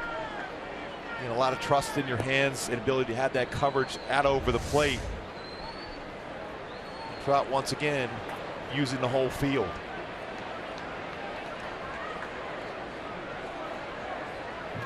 Movement down to the bullpen for Baltimore now. 90 pitches thrown for Gallardo, facing a guy that's had some numbers against him.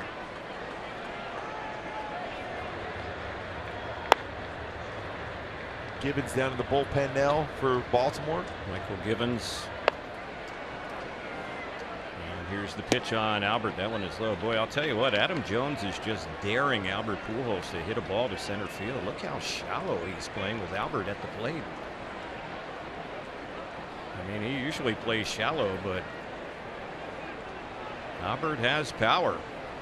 And 4 career home runs against Gallardo. And a ton in his career. There's one that's low. Yeah, I mean, you look at Albert's home run total, 575, and not getting a whole lot of respect from Adam Jones where he's positioned right now. 438 career hitter against Gallardo. That's how good he has hit him. And there's some power numbers in there also, including 12 RBI. Looking to add on to that total.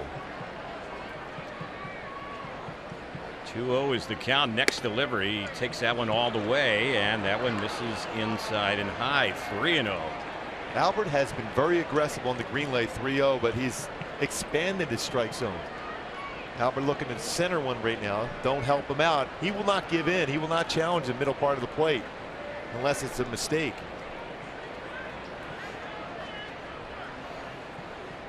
Here's the next pitch, and he will take it outside. He walks on 4 straight. So now they're loaded for Nava. And again, this is the spot that would have been Cron's spot. So let's see what Nava does here with runners everywhere, no outs. Angels down by a run. 4th walk given up by Gallardo. His pitch total, he had 21 pitches in the second, 22 in the fourth, 16 already in this inning in his 94th pitch thrown out of the zone to Albert Pujols.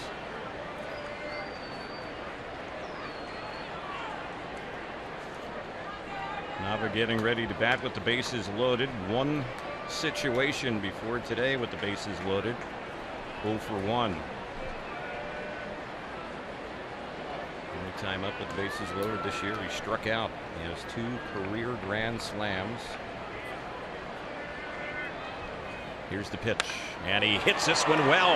Out in right field, Rickard is chasing it, falls off the base of the wall.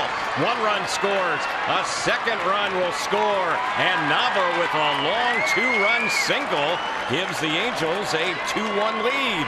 Tell you what, that was a very impressive base running by Albert Pujols to get to third base, because Trout was waiting just a little bit, and he turned on the afterburners to go ahead with the go-ahead run.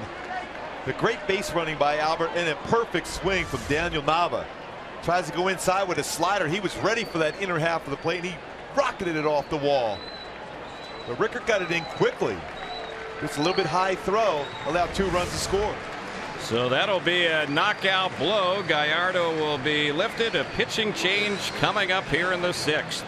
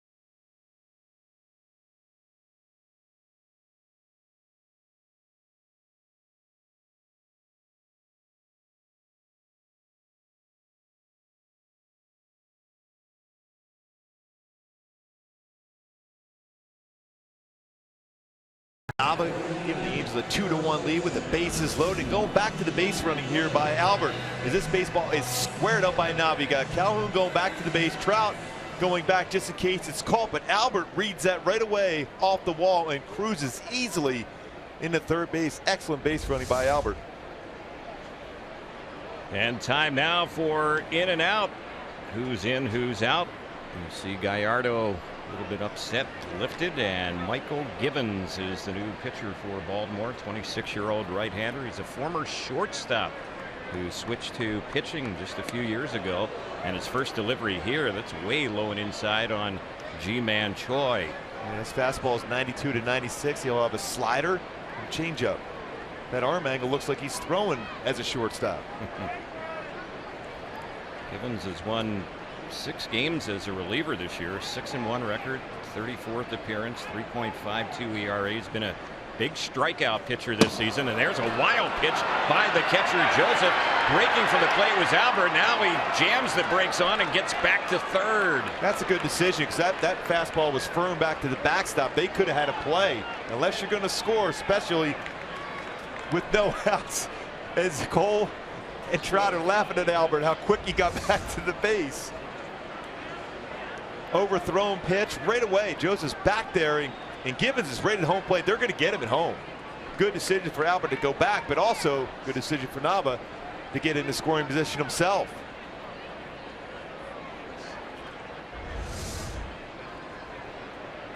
On that play, Nava was able to move up, so he's at second on the wild pitch.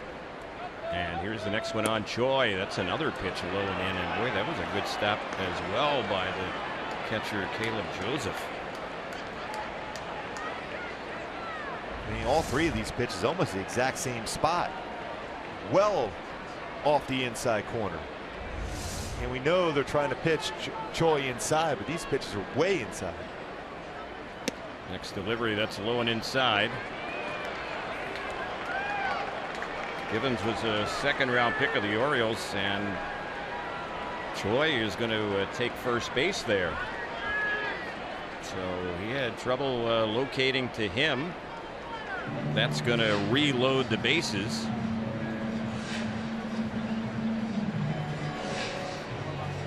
And Dave Wallace, the pitching coach, out there to talk to Gibbons and try and get him a little bit focused after that 4-pitch walk. Remember, we talked about it in the opening, Terry, during the 4-game win streak. 10 times the Angels have had multi-run innings. We'll make that 11 now with these 2 runs at least in this inning. Still no outs. Giovitella the batter.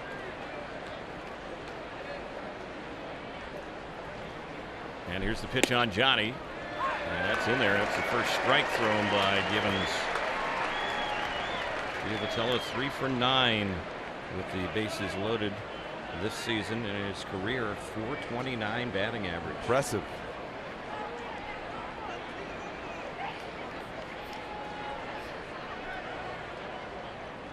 Here's the next pitch. That's low and away. Boy, he's missing low and away against the first couple of Angel hitters here.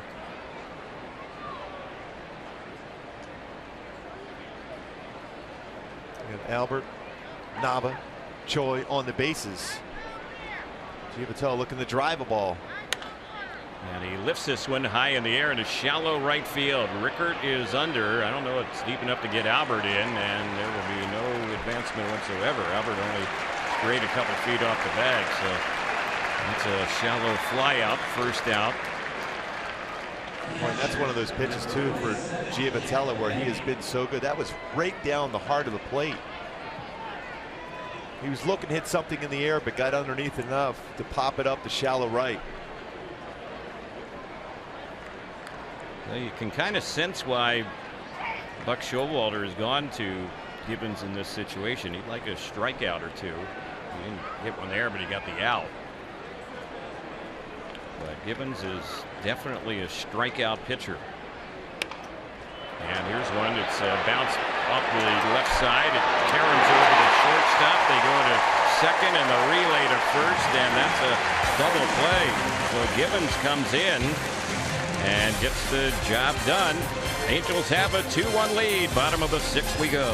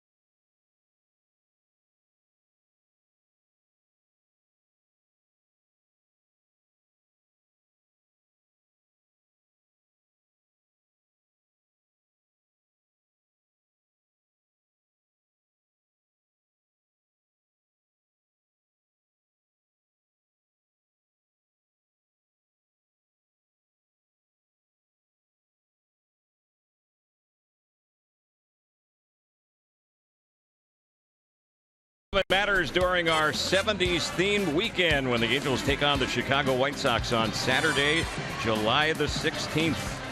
6:05 first pitch. That one coming up a week from today. Enjoy a groovy post-game fireworks show presented by Wells Fargo. Visit angels.com/promotions to purchase your tickets today. Say groovy very well, Terry.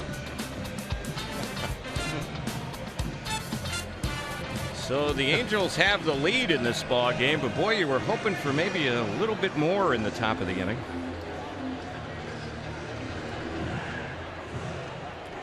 Nava with the big swing himself.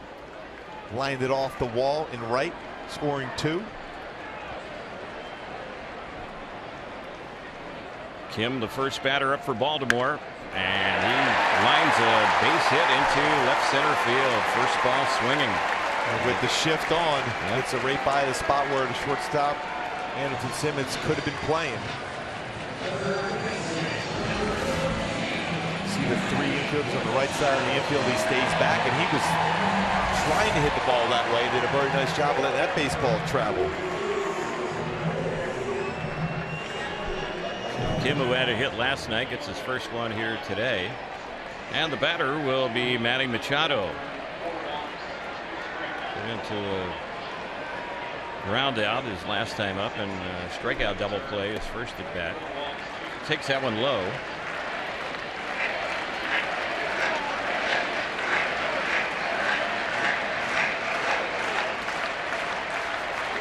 Luciano right now at 85 pitches.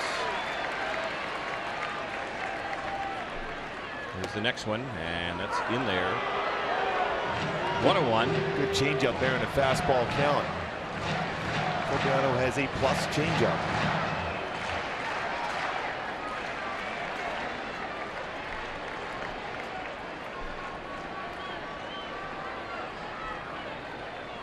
Here's the next delivery, and that's fouled back behind the plate.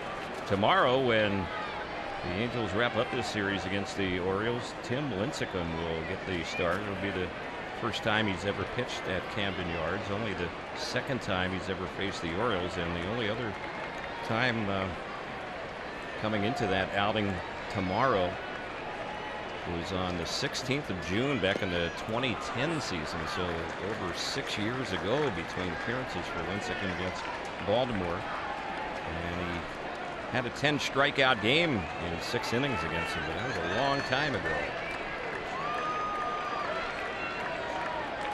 2-2, the count on Machado.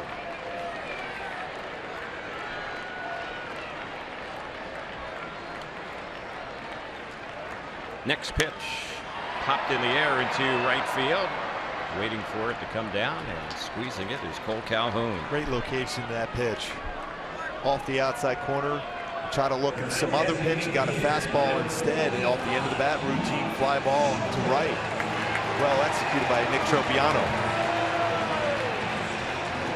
Angels bullpen is quiet. A guy who hasn't been quiet in this series is getting ready to bat. That's Trumbo, who's homered in each of the first 2 games. 4 RBIs for him in this series. He's homered today his first time up. It was leading off the bottom of the second, and that's been the only Baltimore run. Trumbo has rolled into 8 double plays, though. He's shown the power swing so far in the series, but he can roll into a double play. Doesn't run very well. And the pitch, he swings and misses that one. Strike 1.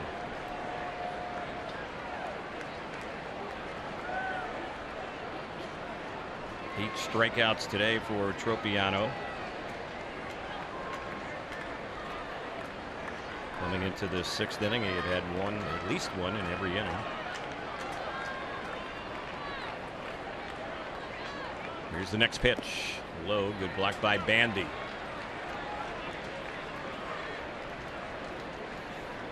Well, the Angels came into the action today with a little 4-game winning streak. 3 different times this season the Angels have put together 4 wins in a row. They've yet to win 5 in a row, so trying to do that for the first time. Need to protect the lead here as we get a little later in this ball game. We're in the bottom of the 6th. Chris Davis waiting on deck. Showalter flip-flopped Trumbo and Davis today in the batting order and the pitch, and that is right in there. He painted that fastball, tried to go outside corner, kind of ran down in the middle. I think you go right now with a breaker ball down and away, see if you get that swing and miss. Definitely avoid the inner half of the plate against Trumbo. So we can go with the breaker ball. Here's the next pitch on. Trumbo takes low. Haven't gotten the official attendance, but they have another nice crowd here. They have over 40,000 again for this one.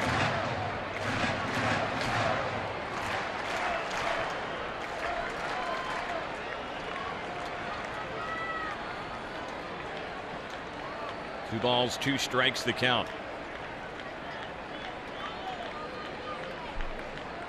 Trumbo swings and hits a ball well into center field. Trout is out on the warning track. He'll gather it in right near the rim of the track. That one stays in play, just a long out. And Kim does not advance on that one. He was all the way near second when that ball was being caught by Trout, so no chance to tag up on it. Yeah, and all speed, could have been a split finger fastball. He hit it well, but to the deepest part of the yard, right in front of the 410 sign. Trout able to run that one down. It's good, buddy. But get back to that wall and catch it. Just missed it. Mark Trumbo.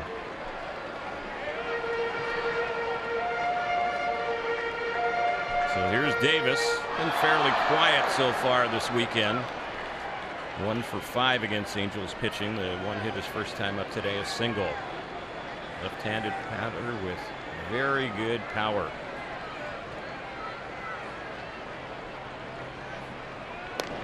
Toss over to first, and diving back goes Kim, who led the inning off with a single.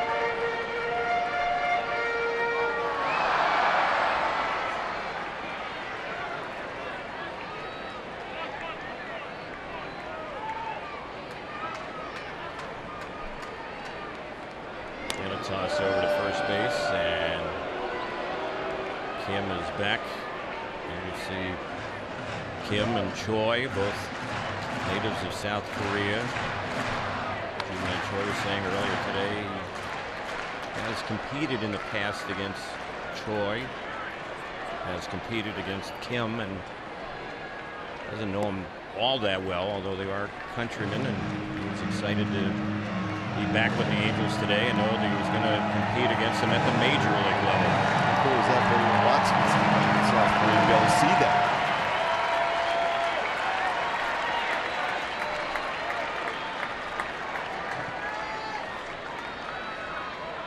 One ball, no strikes to count.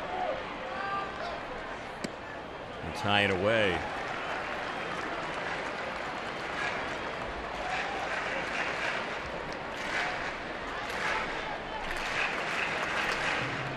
Two balls, no strikes on Davis. Schoop would be up next.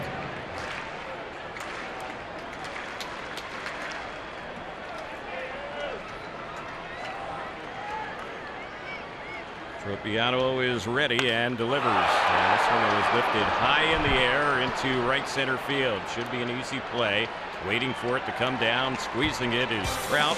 And the inning is over. 3 fly ball outs, the leadoff single, but Tropiano keeps him off the scoreboard. 2-1 Angels.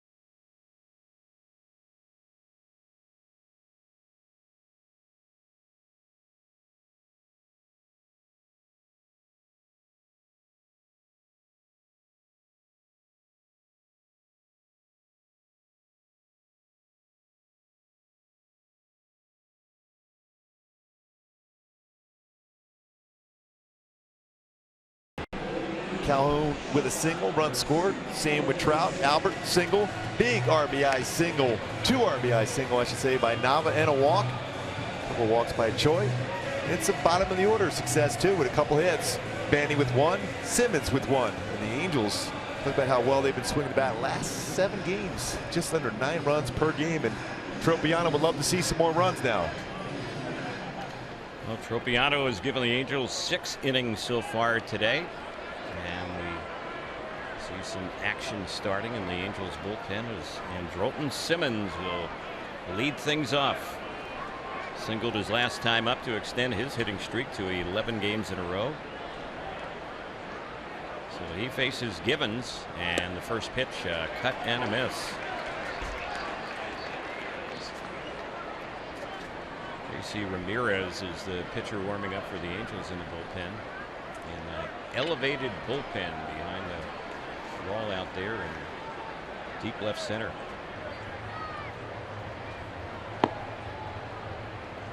Here's the pitch. That's a shot up the middle. That's going to fall in for a base hit. Simmons stays hot. Second hit for him in this one. And top of the order, Escobar looking to keep his hitting streak alive will be the next batter. Yeah, another multi-hit game for Simmons. And he's been doing a nice job as far as getting that toe tap down and then driving middle part of the field. Swing has been very, very consistent.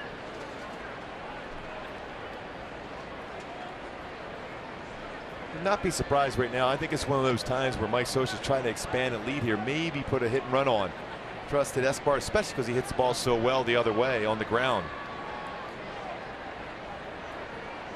The toss over to first, diving back to the bag goes Simmons. Not a big base stealer, only 2 this year, and just 5 last year with the Atlanta Braves.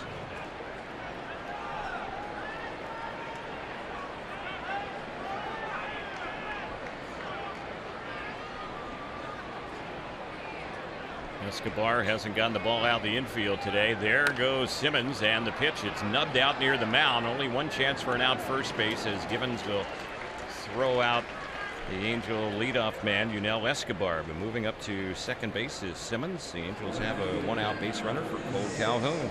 The reason why you see a hit and run put on. Last 18 hits for the Angels all been singles, so you're going to put guys in motion to have success.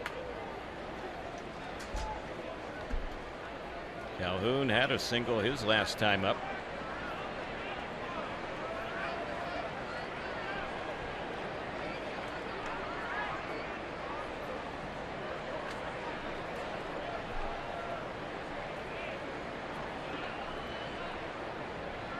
Givens with the pitch, and that's low and away. And ball, those strikes.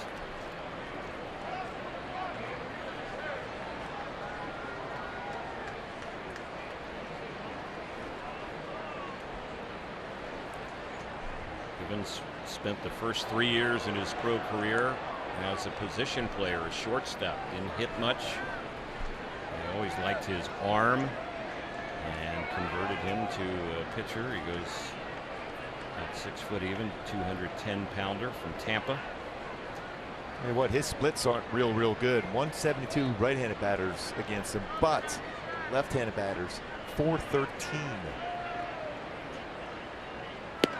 Next delivery, a little bit low and outside.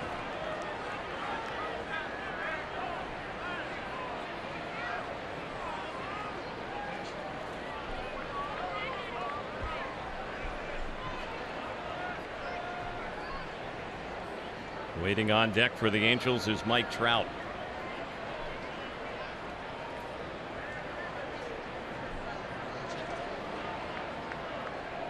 Here's the next delivery. Yeah, that's fouled back behind the plate. Calhoun got a good swing at that one. Yeah, just as he was following through, the hand slipped off the bat, though.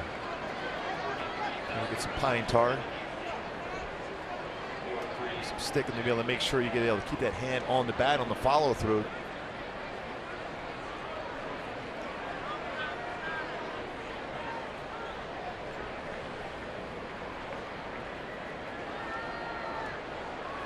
Givens takes some time out there on the mound.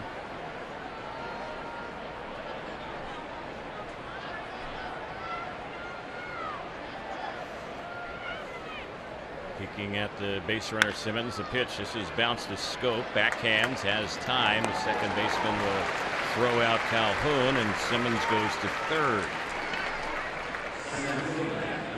Pitch out away, and Cole pulled that ball. Been very good of late as driving that ball to left center field. Just kind of hit it well, but pulled it. Wade to Schoop, who's made some very good plays defensively in his first 2 games. So Mike Trout is the batter. Hit means a run. We'll see if he can come through. He takes the first one, a fastball, 94 miles per hour. It's in there.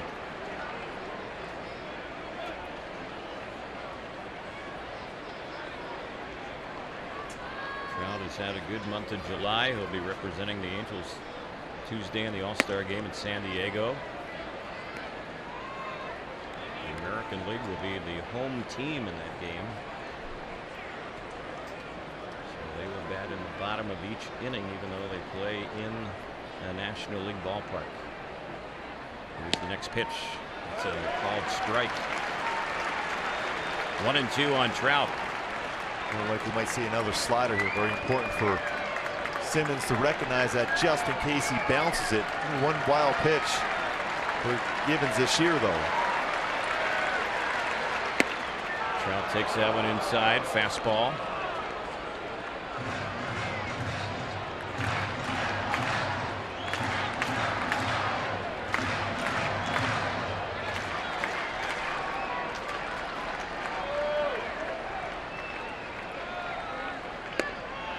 One that misses high.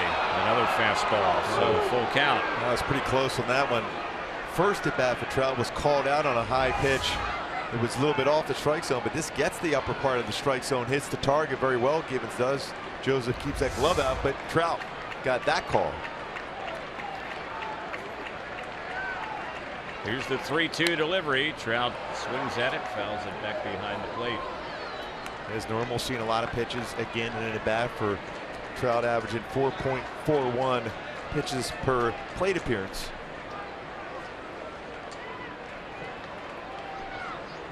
Trout ended up fouling that one back in a section where there are a lot of Angel fans here. Here's the next pitch, and there's a swing and a miss. He threw that fastball by him at 96 miles per hour. So the Angels leave a runner at third. 7th inning stretch time coming up. 2-1 Angels.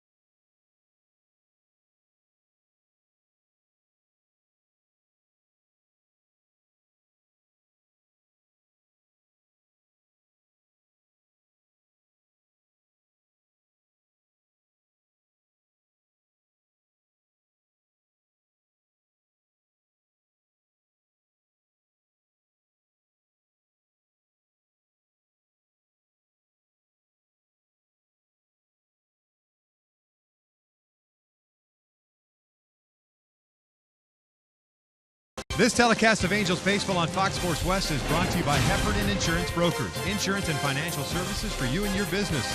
Visit hefins.com.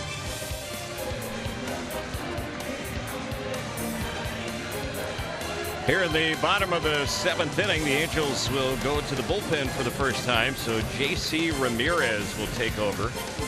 Nick Tropiano, the starter, worked 6 innings, and along the way he gave up 5 hits, a run, walked 1 the way it turned out, and struck out 8. Also threw a wild pitch and gave up a home run. Tropiano threw 97 pitches today, 58 of them for strikes. Very impressive outing for Tropiano.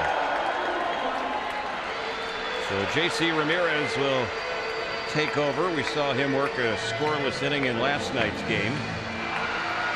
Worked the 7th inning last night. Did give up a hit and a walk that kept him from scoring. Hard throwing right-hander. Today's attendance here in Baltimore, 43,288, 43,288. And the first pitch on Schoop. That one is cut on and missed. He came in with a slider.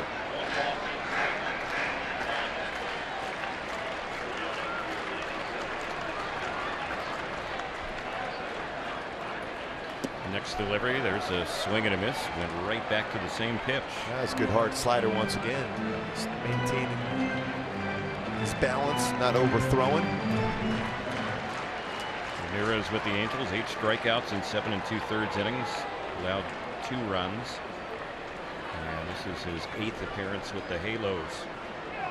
Angels trying to protect this 1-run lead. The pitch lifted in the air into left field. Coming over is Nava, but it's going to drop a few feet in front of him.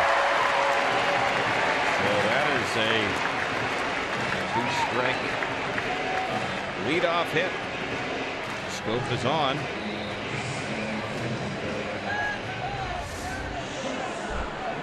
And on the fastball, 0-2 fastball. Angle once again coming in for Nava, unable to get there in time. But still, again, that was a pitch right there where you try to expand the strike zone. A little bit too much of the strike zone for Ramirez against a very good hitter, Schoop. So here's the shortstop Hardy, who doubled his last time up. He's had a 1-for-2 day, and he takes that one on the outside part of the plate.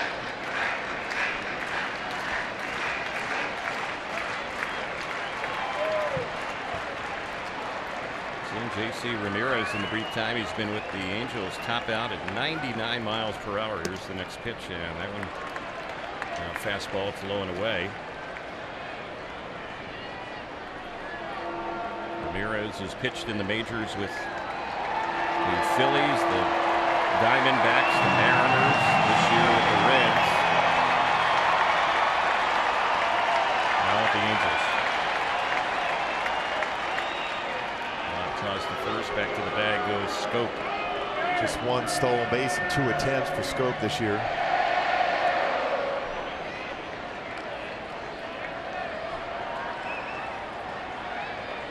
Angels are getting more action in the bullpen. Here's the next delivery. That's a liner out of the reach of Simmons, and that's going to roll out to Nava. That's another hit. So Ramirez has come in and given out back-to-back hits for the 6 and 7 hitters, and Rickert will be the next batter. Again, both pitches on the inner half of the plate, almost the same exact location. Joe Smith quickly getting ready. And we mentioned Baltimore doesn't bunt a lot. I would think this would be the time Mike Scioscia might see a bunt against his team. So Rickert, number 8 hitter in their lineup.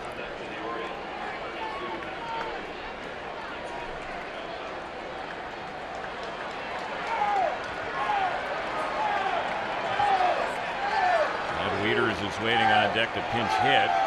There's Rickert around to bunt, and he ends up taking the first pitch.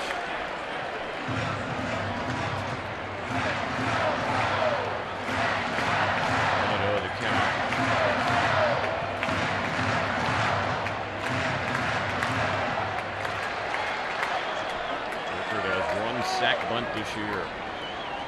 And he's around the bunt and ends up holding up on that one. Now they're going to go for the peel. They say he was holding. 2-0.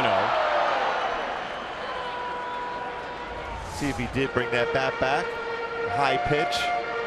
And he was able to bring it back in the last second. And barely got out of the way of that pitch inside.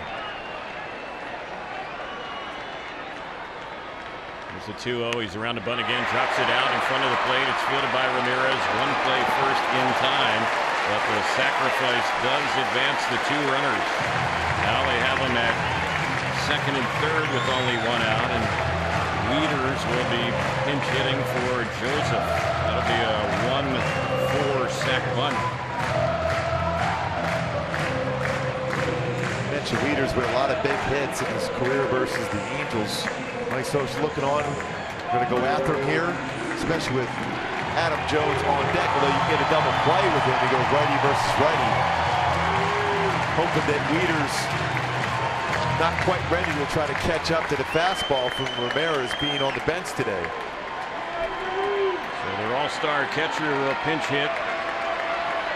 Wieters was quiet last night. He was 0 for 5.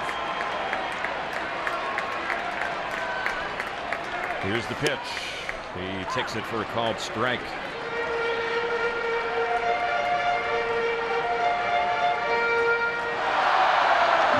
Wieters is a pinch hitter this year, 1 for 3, couple of runs driven in. Key moment here as the reliever J.C. Ramirez delivers, and it's a fly ball that's hit in a very shallow center field. Trout got a late start, going back, making an unbelievable over-the-shoulder grab and firing it towards the plate. That's the shortstop Simmons. That is incredible. Willie Mays-like. That is unbelievable. Taking a look at this play. This is a top-tier play.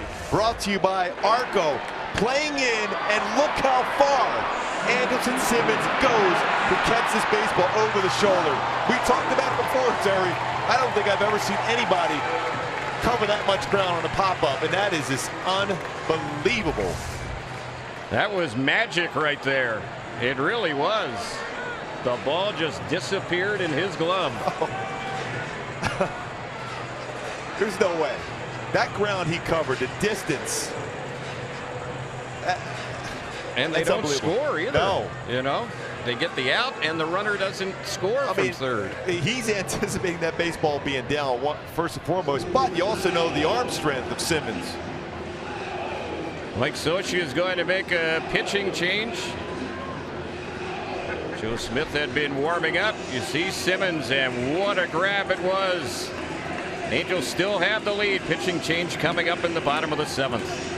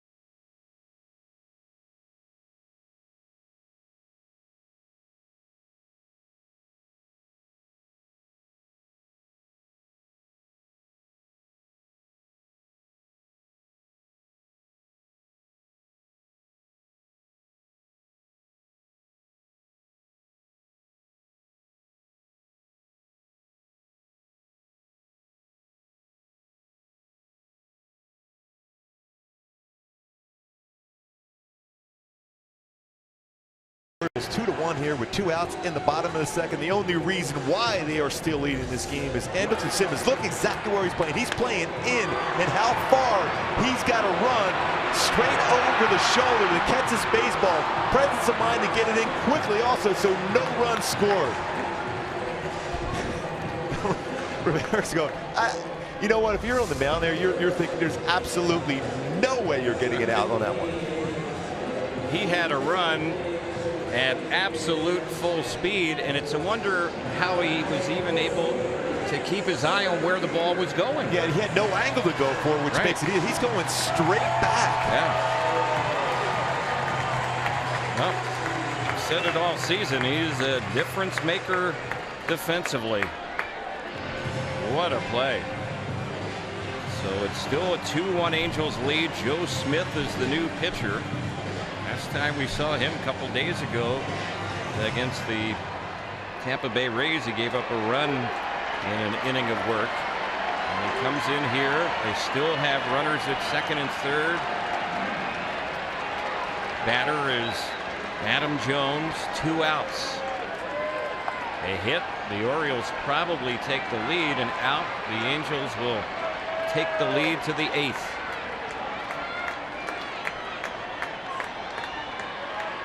Joe is ready and drops the ball, and that's a balk. Oh my goodness. The ball dropped out of his hand. That's a balk, and the game is tied at 2.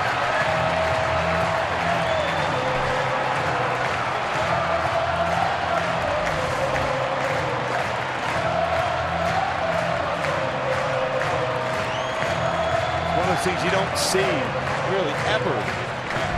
I don't know when the last time was I saw that happen.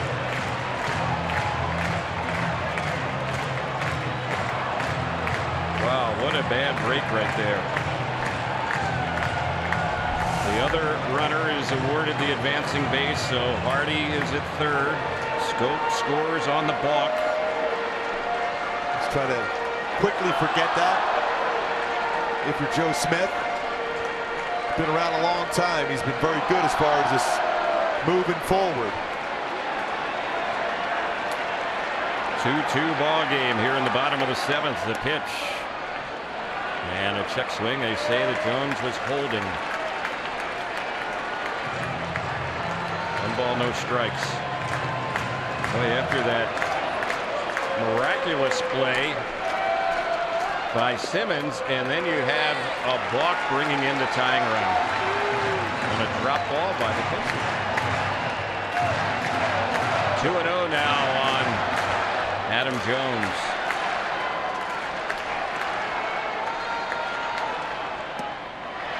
And he takes that one outside. 3-0.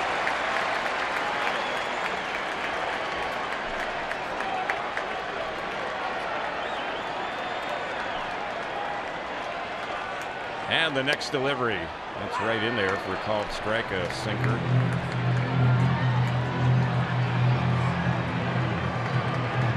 Hyun-Soo Kim, their left fielder, who's had a hit and a walk today. He would be up next. 2 outs. And now the plate umpire, Jordan Baker, turns around. This is upset with the music being played.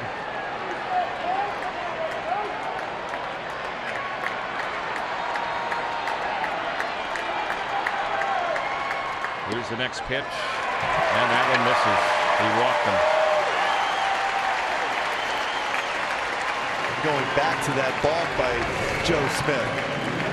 As he's trying to, what he does, he taps the glove, and then baseball slipping right out of his hand right there as he's going to get in position to deliver the baseball. That's his normal routine, where he has that tap in the glove and then the follow through in his delivery.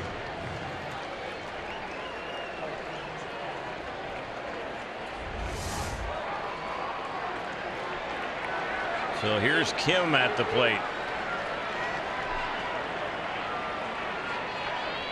First pitch, takes it for a called strike. More speed.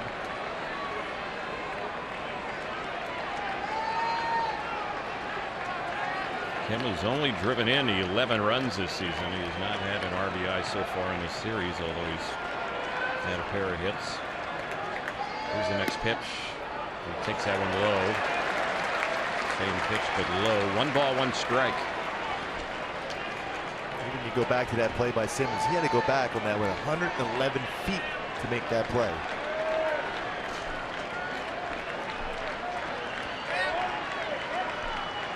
Next delivery, and that one is low. And Joe, after walking Jones, has fallen behind 2-1 on Kim.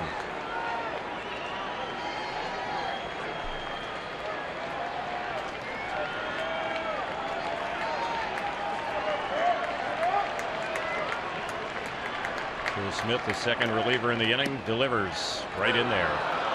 Good backdoor breaking ball for Joe Smith. He's giving Kim a steady diet of that pitch there. They're all clocking in right around 79 miles per hour.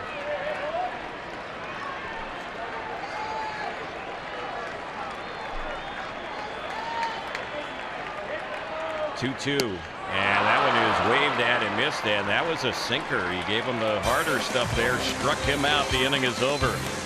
But a freak run for Baltimore. They've tied it at 2 as we head to the 8th.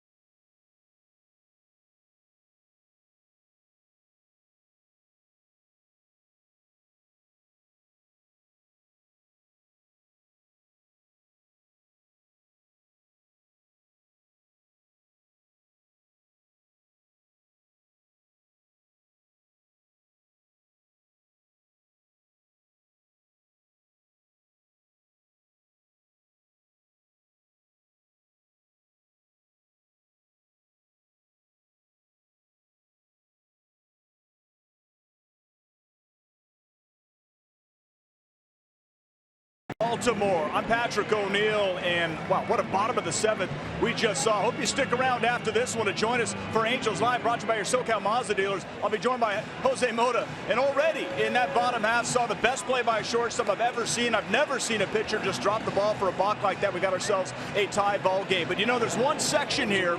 It's got Angels family and friends. There's about 20 to 30, and you got Paul Tropiano, Nick Stadden, the wife, and so his mom. They're coming in from West Islip, New York. You also have Daniel Nava's wife, Rachel, there in the front row. So when Nava, Gooby, had that big hit and Nitro was doing his thing on the mound, high fives all around. It was something to see. A lot of fun there. Yeah, that's great. I mean, we've always seen the family second. We get a good view from where we're at here doing this game. It's great to see that enthusiasm here in Camden Yards. So Albert will lead off the 8th inning in a 2-2 game. New pitcher is Brad Brock. And he's an all-star this year. And the first pitch, it's right in there for a called strike. Might not be a household name, but he's an all-star. 39th appearance, all in relief. 5 wins, 2 saves, 1 loss. ERA 0.95. And there, Albert takes one low and away. 56 strikeouts in 47 1/3 innings for Brock, and opponents are hitting 148 against him. Yeah, his fastball is 93 to that 97 range. Slider and very good changeup. Had an excellent year for Baltimore a year ago, and this one's tipped foul by Albert. Leader stays in the game. He's Brock's battery mate behind the plate. He's the one who hit that ball that Simmons made an unbelievable play. According to StatsCast, he went back 111 feet to make that, and that with a speed of 18.7 miles per hour to make that play. Oh. That's why he's Simba. And the pitch, there's a liner right to the shortstop, Hardy. Albert hit it hard right at the shortstop. Nava will be the batter.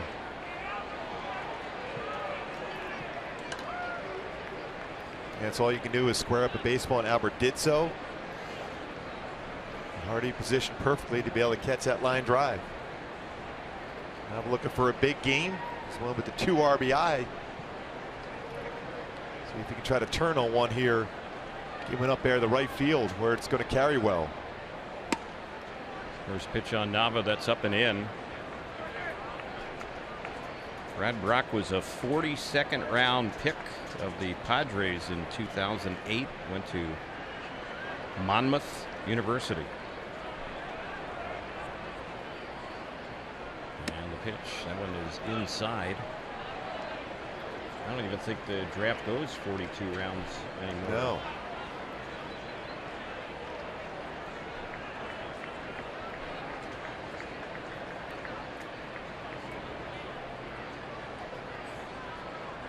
Here's the next delivery, and that one is fouled off.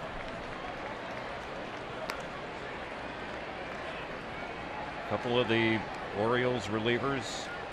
Brock, who's pitching now, and their closer Zach Britton headed to the All-Star game.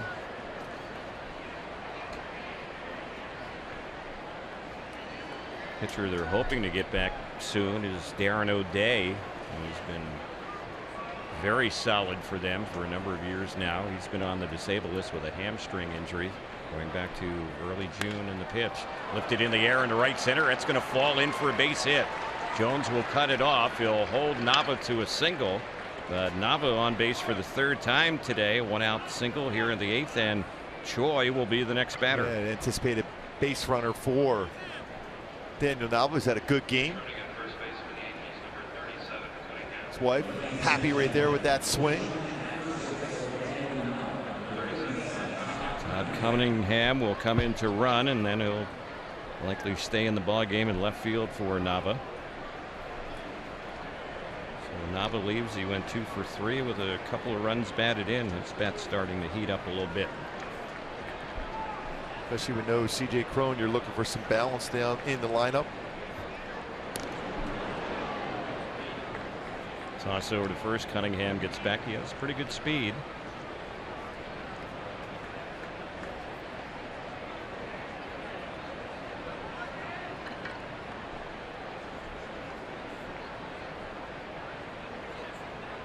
Again a toss to first, close play, and Cunningham just got back away. He was almost picked off right there. That was mighty close.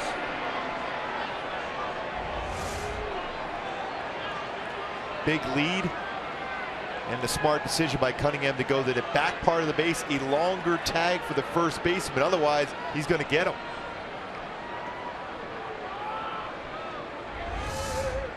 Two career pickoffs.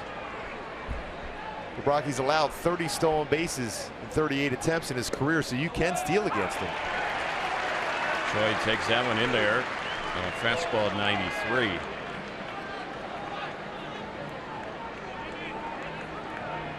So far this year, he's allowed 2 stolen bases in 2 attempts.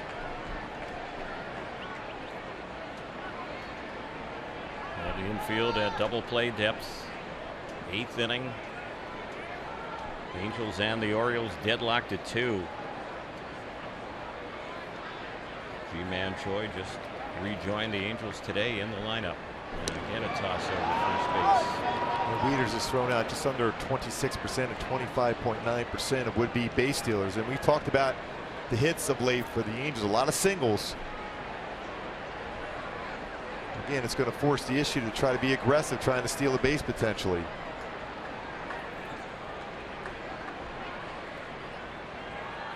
Here's the next delivery on Choi, and he pops that one up foul on the left side.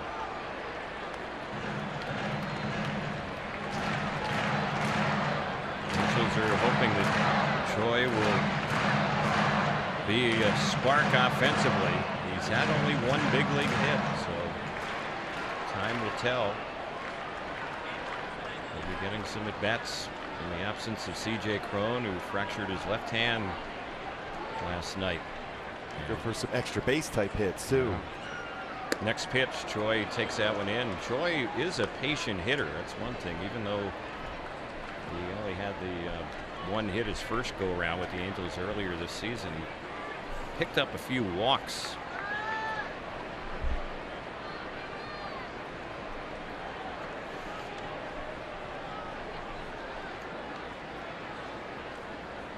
And a pickoff toss. We've seen Brock throw quite a bit over there since Cunningham has taken over as the pinch runner.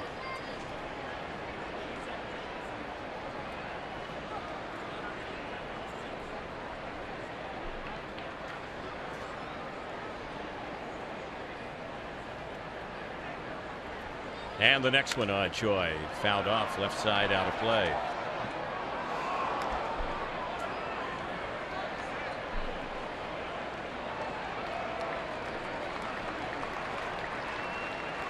A little battle there for Choi, trying to drive a ball. And Cunningham trying to time Brock, try to steal a base potentially here.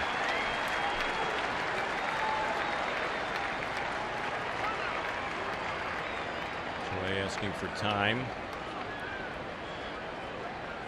Brock is a pretty quick worker, and Choi was looking to slow him down right there. Now everyone appears set. Next pitch, and that one misses a fastball. 2-2. And that's the good thing when you're putting a little threat of a stolen base on a pitcher. He's trying to be quick, little slide step there, elevated that pitch. Here's the next one, and Choi cuts it that one, and he did not get off a real good swing right there. He was off balance, struck him out on a fastball. Pretty good pitch to do some damage the other way, but pulled off on his swing.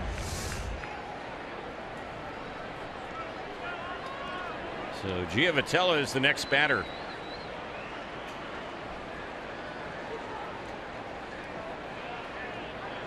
Brad Brock, 30-year-old right-hander.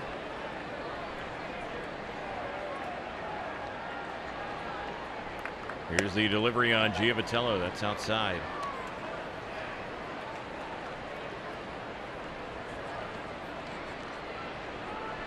This game in the hands of both bullpens. Tropiano left the game with a lead. The Angels bullpen unable to protect it. Still anybody's ball game though here in the 8th. Next pitch, and it's tipped up with leaders.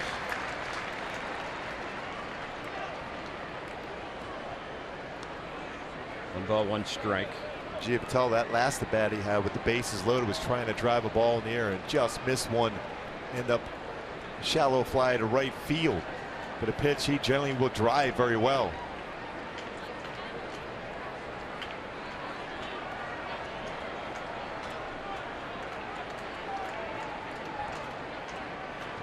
Ball game closing in on the 3-hour mark, and the pitch that's outside. 2-1.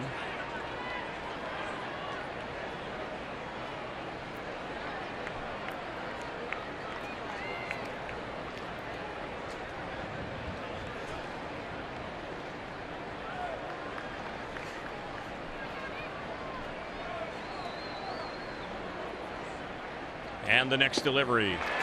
Cut and a miss. 2-2.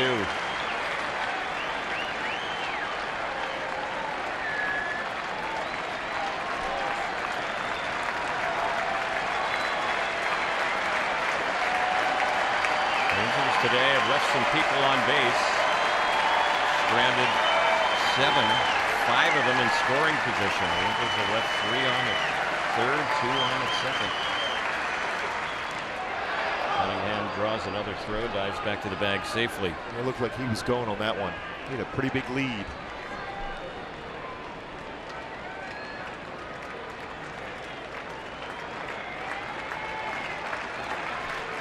Brock, the second reliever of the day for the Baltimore Orioles.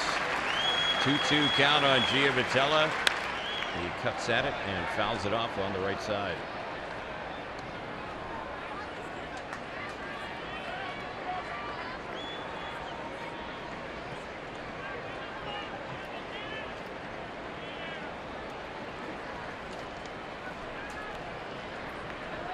Baltimore got the game's first run. Angels came back with a pair in the 6th to take a 2-1 lead. Orioles tied it last inning, bottom of the 7th. A balk brought in the run. The pitch is a ball. Runner goes for second. He's thrown out. Wieters guns down Cunningham, and that's how the inning will come to an end. Angels waiting right now. Yeah, Mike Scioscia's looking in to see if they would indeed challenge this call. Still looking into the dugout to see whether or not the signal from the clubhouse is the challenge. Got in there. Well, it would have if he didn't have the knee blocking it, so I think he got him. Angels will not challenge the call, so we're headed to the bottom of the 8th. We're tied at 2 in Baltimore.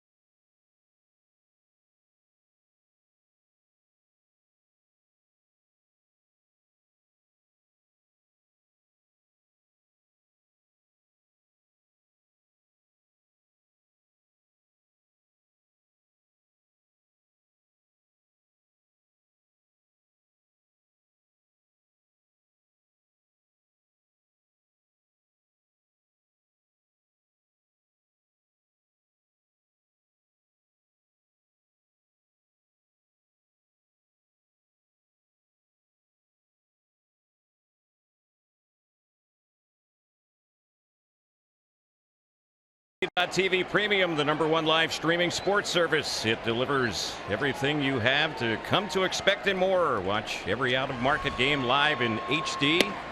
As the pitch is a little bit low, you can watch it on over 400 supported devices. Includes a free subscription to At Bat Premium, the #1 app for live baseball blackout, and other restrictions apply. Visit MLB.tv for details. So Manny Machado takes the next delivery from Joe Smith, and that evens up the count at 1. Joe got the final out last inning, but in the process dropped the baseball while working from the stretch and balked in the tying run. Very unusual event. And that came right after the spectacular running over the shoulder grab by Andrelton Simmons on the ball that Wieters had hit. Here's a shot that's going to clear the infield and drop into right center. It's a leadoff base hit for Manny Machado, his first hit of the day. Very dangerous. Mark Trumbo last night, a home run in the 9th inning, and then today a home run with a powerful Mark Trumbo in the 2nd, almost got another one. And Trout ran it down right in front of the 4-10 sign. Again, when Joe Smith is on this game, he'll get a ground ball, and it's the guy you can get 2 outs with on a ground ball and an infielder.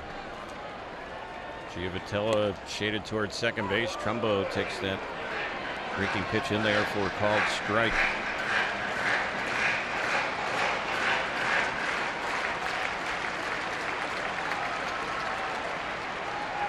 Trumbo's 2 for 4 in his career versus Joe Smith. Trumbo takes right in there. 0-2 on him. Meantime, in the Baltimore bullpen, they have Zach Britton, their closer, the left-hander, getting ready. He has been a lockdown closer for them this year. Here's the next pitch. Trumbo lifts one high in the air into left center field. But Trout has plenty of room out there. Calls and makes the grab, and no advancement by Manny Machado. So it's a first out here in the bottom of the 8th. That was good communication too for Trout. The call off Cunningham, who was running over there towards left center field. It's a better, easier throw to second base by Trout to get him in quickly, just in case Machado would try to tag up in advance in the scoring position.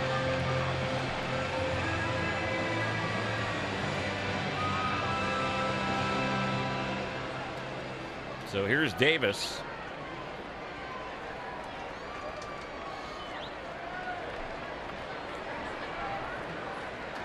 Left-handed batter with a lot of power.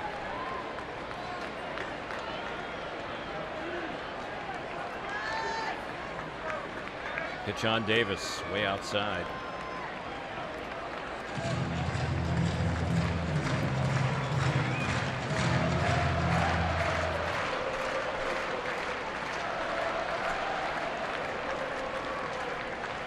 Angels do not have a left-handed reliever right now on the roster.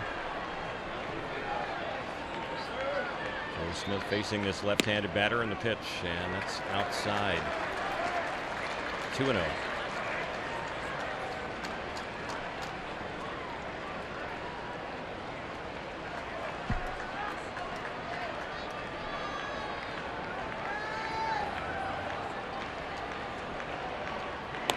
Toss, diving back to the bag goes Manny Machado.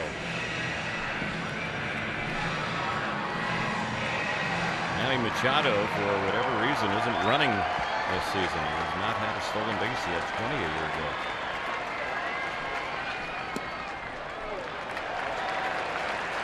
Pitch taken, and that one misses ball 3 on Davis. You got to be careful here with Chris Davis, though. He will have the green light. Good power the other way also. Here's the next delivery, and he bounces it through the right side. Boy, Troy did not even hardly move at all to his right. That ball wasn't that far from him. It rolls into right field, and runners at the corners. Davis with his second hit of the day, and Schoop will be the next batter. Choi off the bag. I don't know if he read that real well off the bat.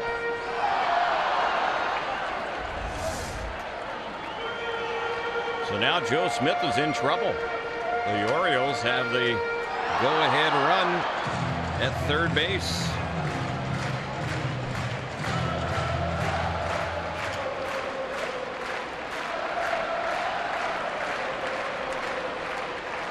Pair of hits in the inning.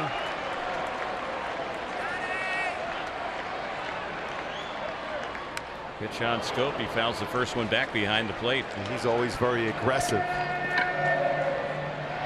ran that breaking ball and it stayed in on him.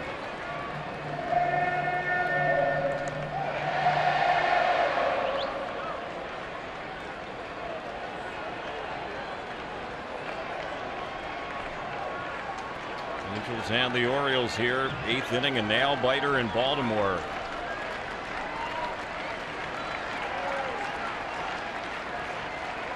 Next delivery. That's a shot that's going to go through in the left center and give him the lead. Schoop. He scored the tying run last inning. He got walked in, and now he gives them the lead with an RBI hit. 3-2 Baltimore. So she's going to be going down to the bullpen now. Schoop has really hit the ball well in these first 2 games.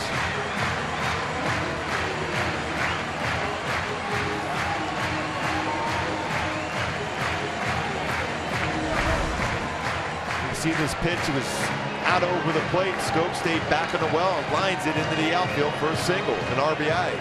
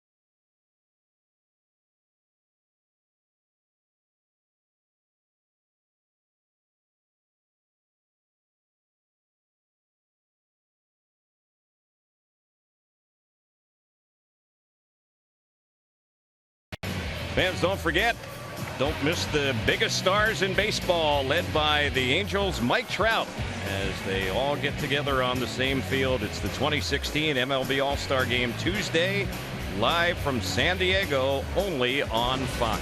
I've heard from people already down there in San Diego. They said it's fantastic already. The crowd's all over the place, and you're going to get a chance to see the best player in baseball in Mike Trout in a couple days. So the new pitcher is Fernando Salas. You see his numbers. ERA high this year, 5.18 in 39 games. And a good job of stranding inherited runners. He comes in here with a pair on. And here's the pitch on Hardy. And that is in there. 0-1 to count.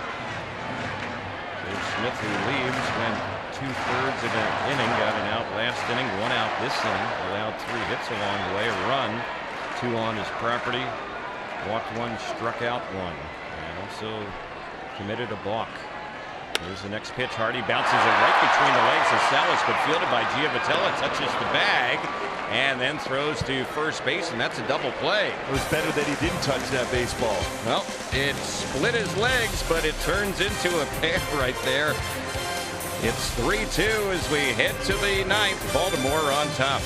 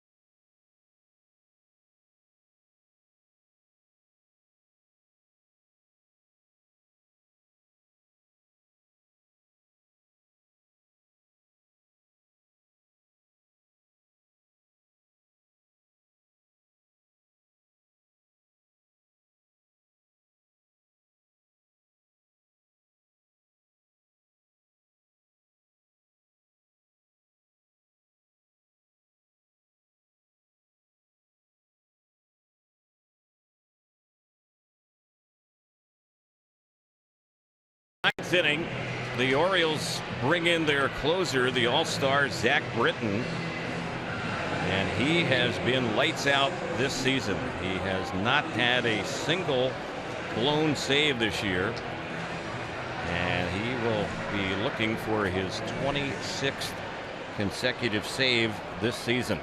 He's got a power fastball. It's going to be that 94 to 98 range. And slider, he throws about 91% of his pitches are fastballs. He will sink and cut his fastball. His numbers overall, this is his 37th appearance, 2 wins, 1 loss, the 25 saves. ERA is outstanding, 0.76. Opponents are hitting 161 against them. Better than a strikeout an inning this year, 43 in 35 2/3 innings. So here's Johnny Giavotella. And a pitch. That one is right in there for strike 1.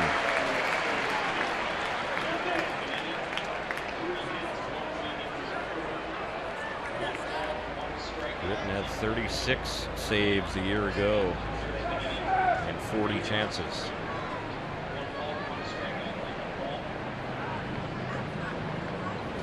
Here's the next pitch. That one is low. Zach Britton has one of the best sinkers in the game. You can see how he turns that one over, pronates the wrist to be able to create sinking action at 97. Your scouts talk about him. They always talk about he's an extreme ground ball pitcher, and if he's not getting ground outs, he's getting strikeouts. Here's the next one, and that's fouled off over by the batter waiting on deck, Jeff Bandy. See how he cuts a fastball, sinks a fastball. So he's got east and west action on a 96 to 97 mile-an-hour fastball. Decent career numbers against the Angels. Not great. 2.57 ERA. Has given up 1 home run in 14 innings, 5 saves. He's in front on Giavotella, and here's the next pitch. That one just missed, a little bit low. 28-year-old lefty reliever Zach Britton from Weatherford, Texas. Got the Sean Doolittle pose going with the glove on the shoulder.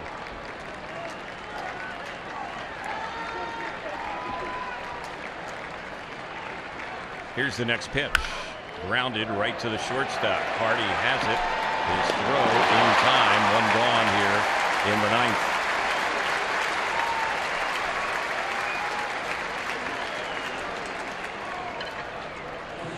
If the Angels are going to come back in this ball game, they're going to have to do it against one of the best closers in the American League.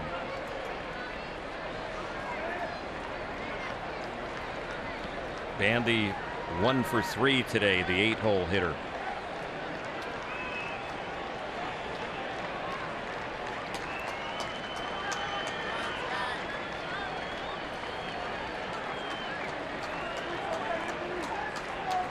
Here's the pitch, and that one is fouled off right by the plate.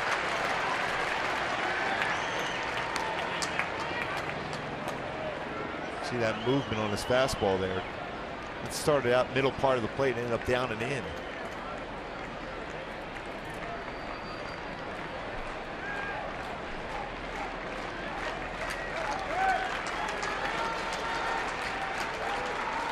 Here's the next delivery, and that's fouled back behind the plate.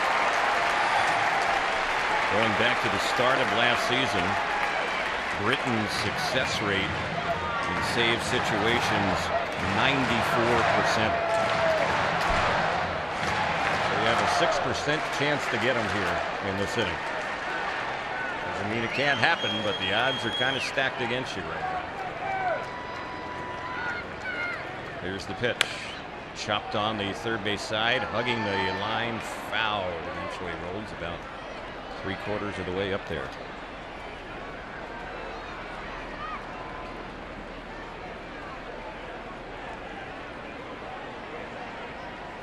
Reader's going to have a quick conversation. Britton. That conversation was, this is expand the strike zone, bounce one if you have to. Because Bandy, if you make a mistake, he's got good power. He can get it out of here, even with that power sinker that Britton has. The ball will leave this ballpark. Britton gave up only 3 homers, though, a year ago in 64 appearances, and so far this season he's allowed just 1 home run in now 37 appearances.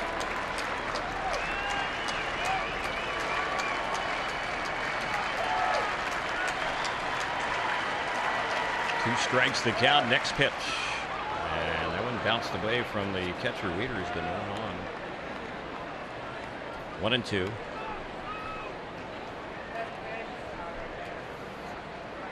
Wrap-up game of the weekend series here tomorrow. Lincecum against Tillman. Exocia did not commit to how the Angels' rotation will come out of the All-Star break. Here's the 2-strike pitch. It's bounced right back to the pitcher. Britton fields, throws out Bandy. 2 outs here in the 9th. First 2 batters rounding out.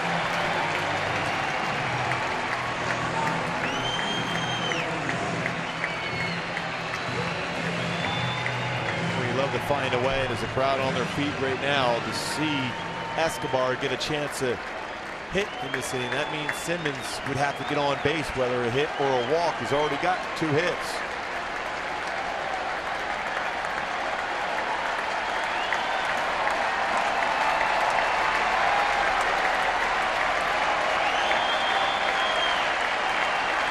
Britton is ready. Here's the next delivery, and the first one on Simmons is low. Zach Britton had a brother, who was an infielder at one time in the Orioles organization.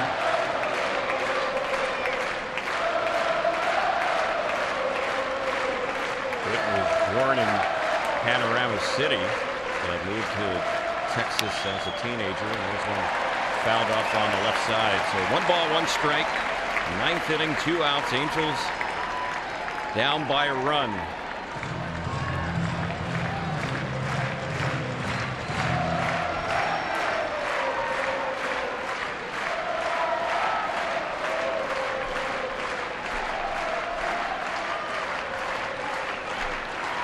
And the next delivery. It's low. 2-1 the count.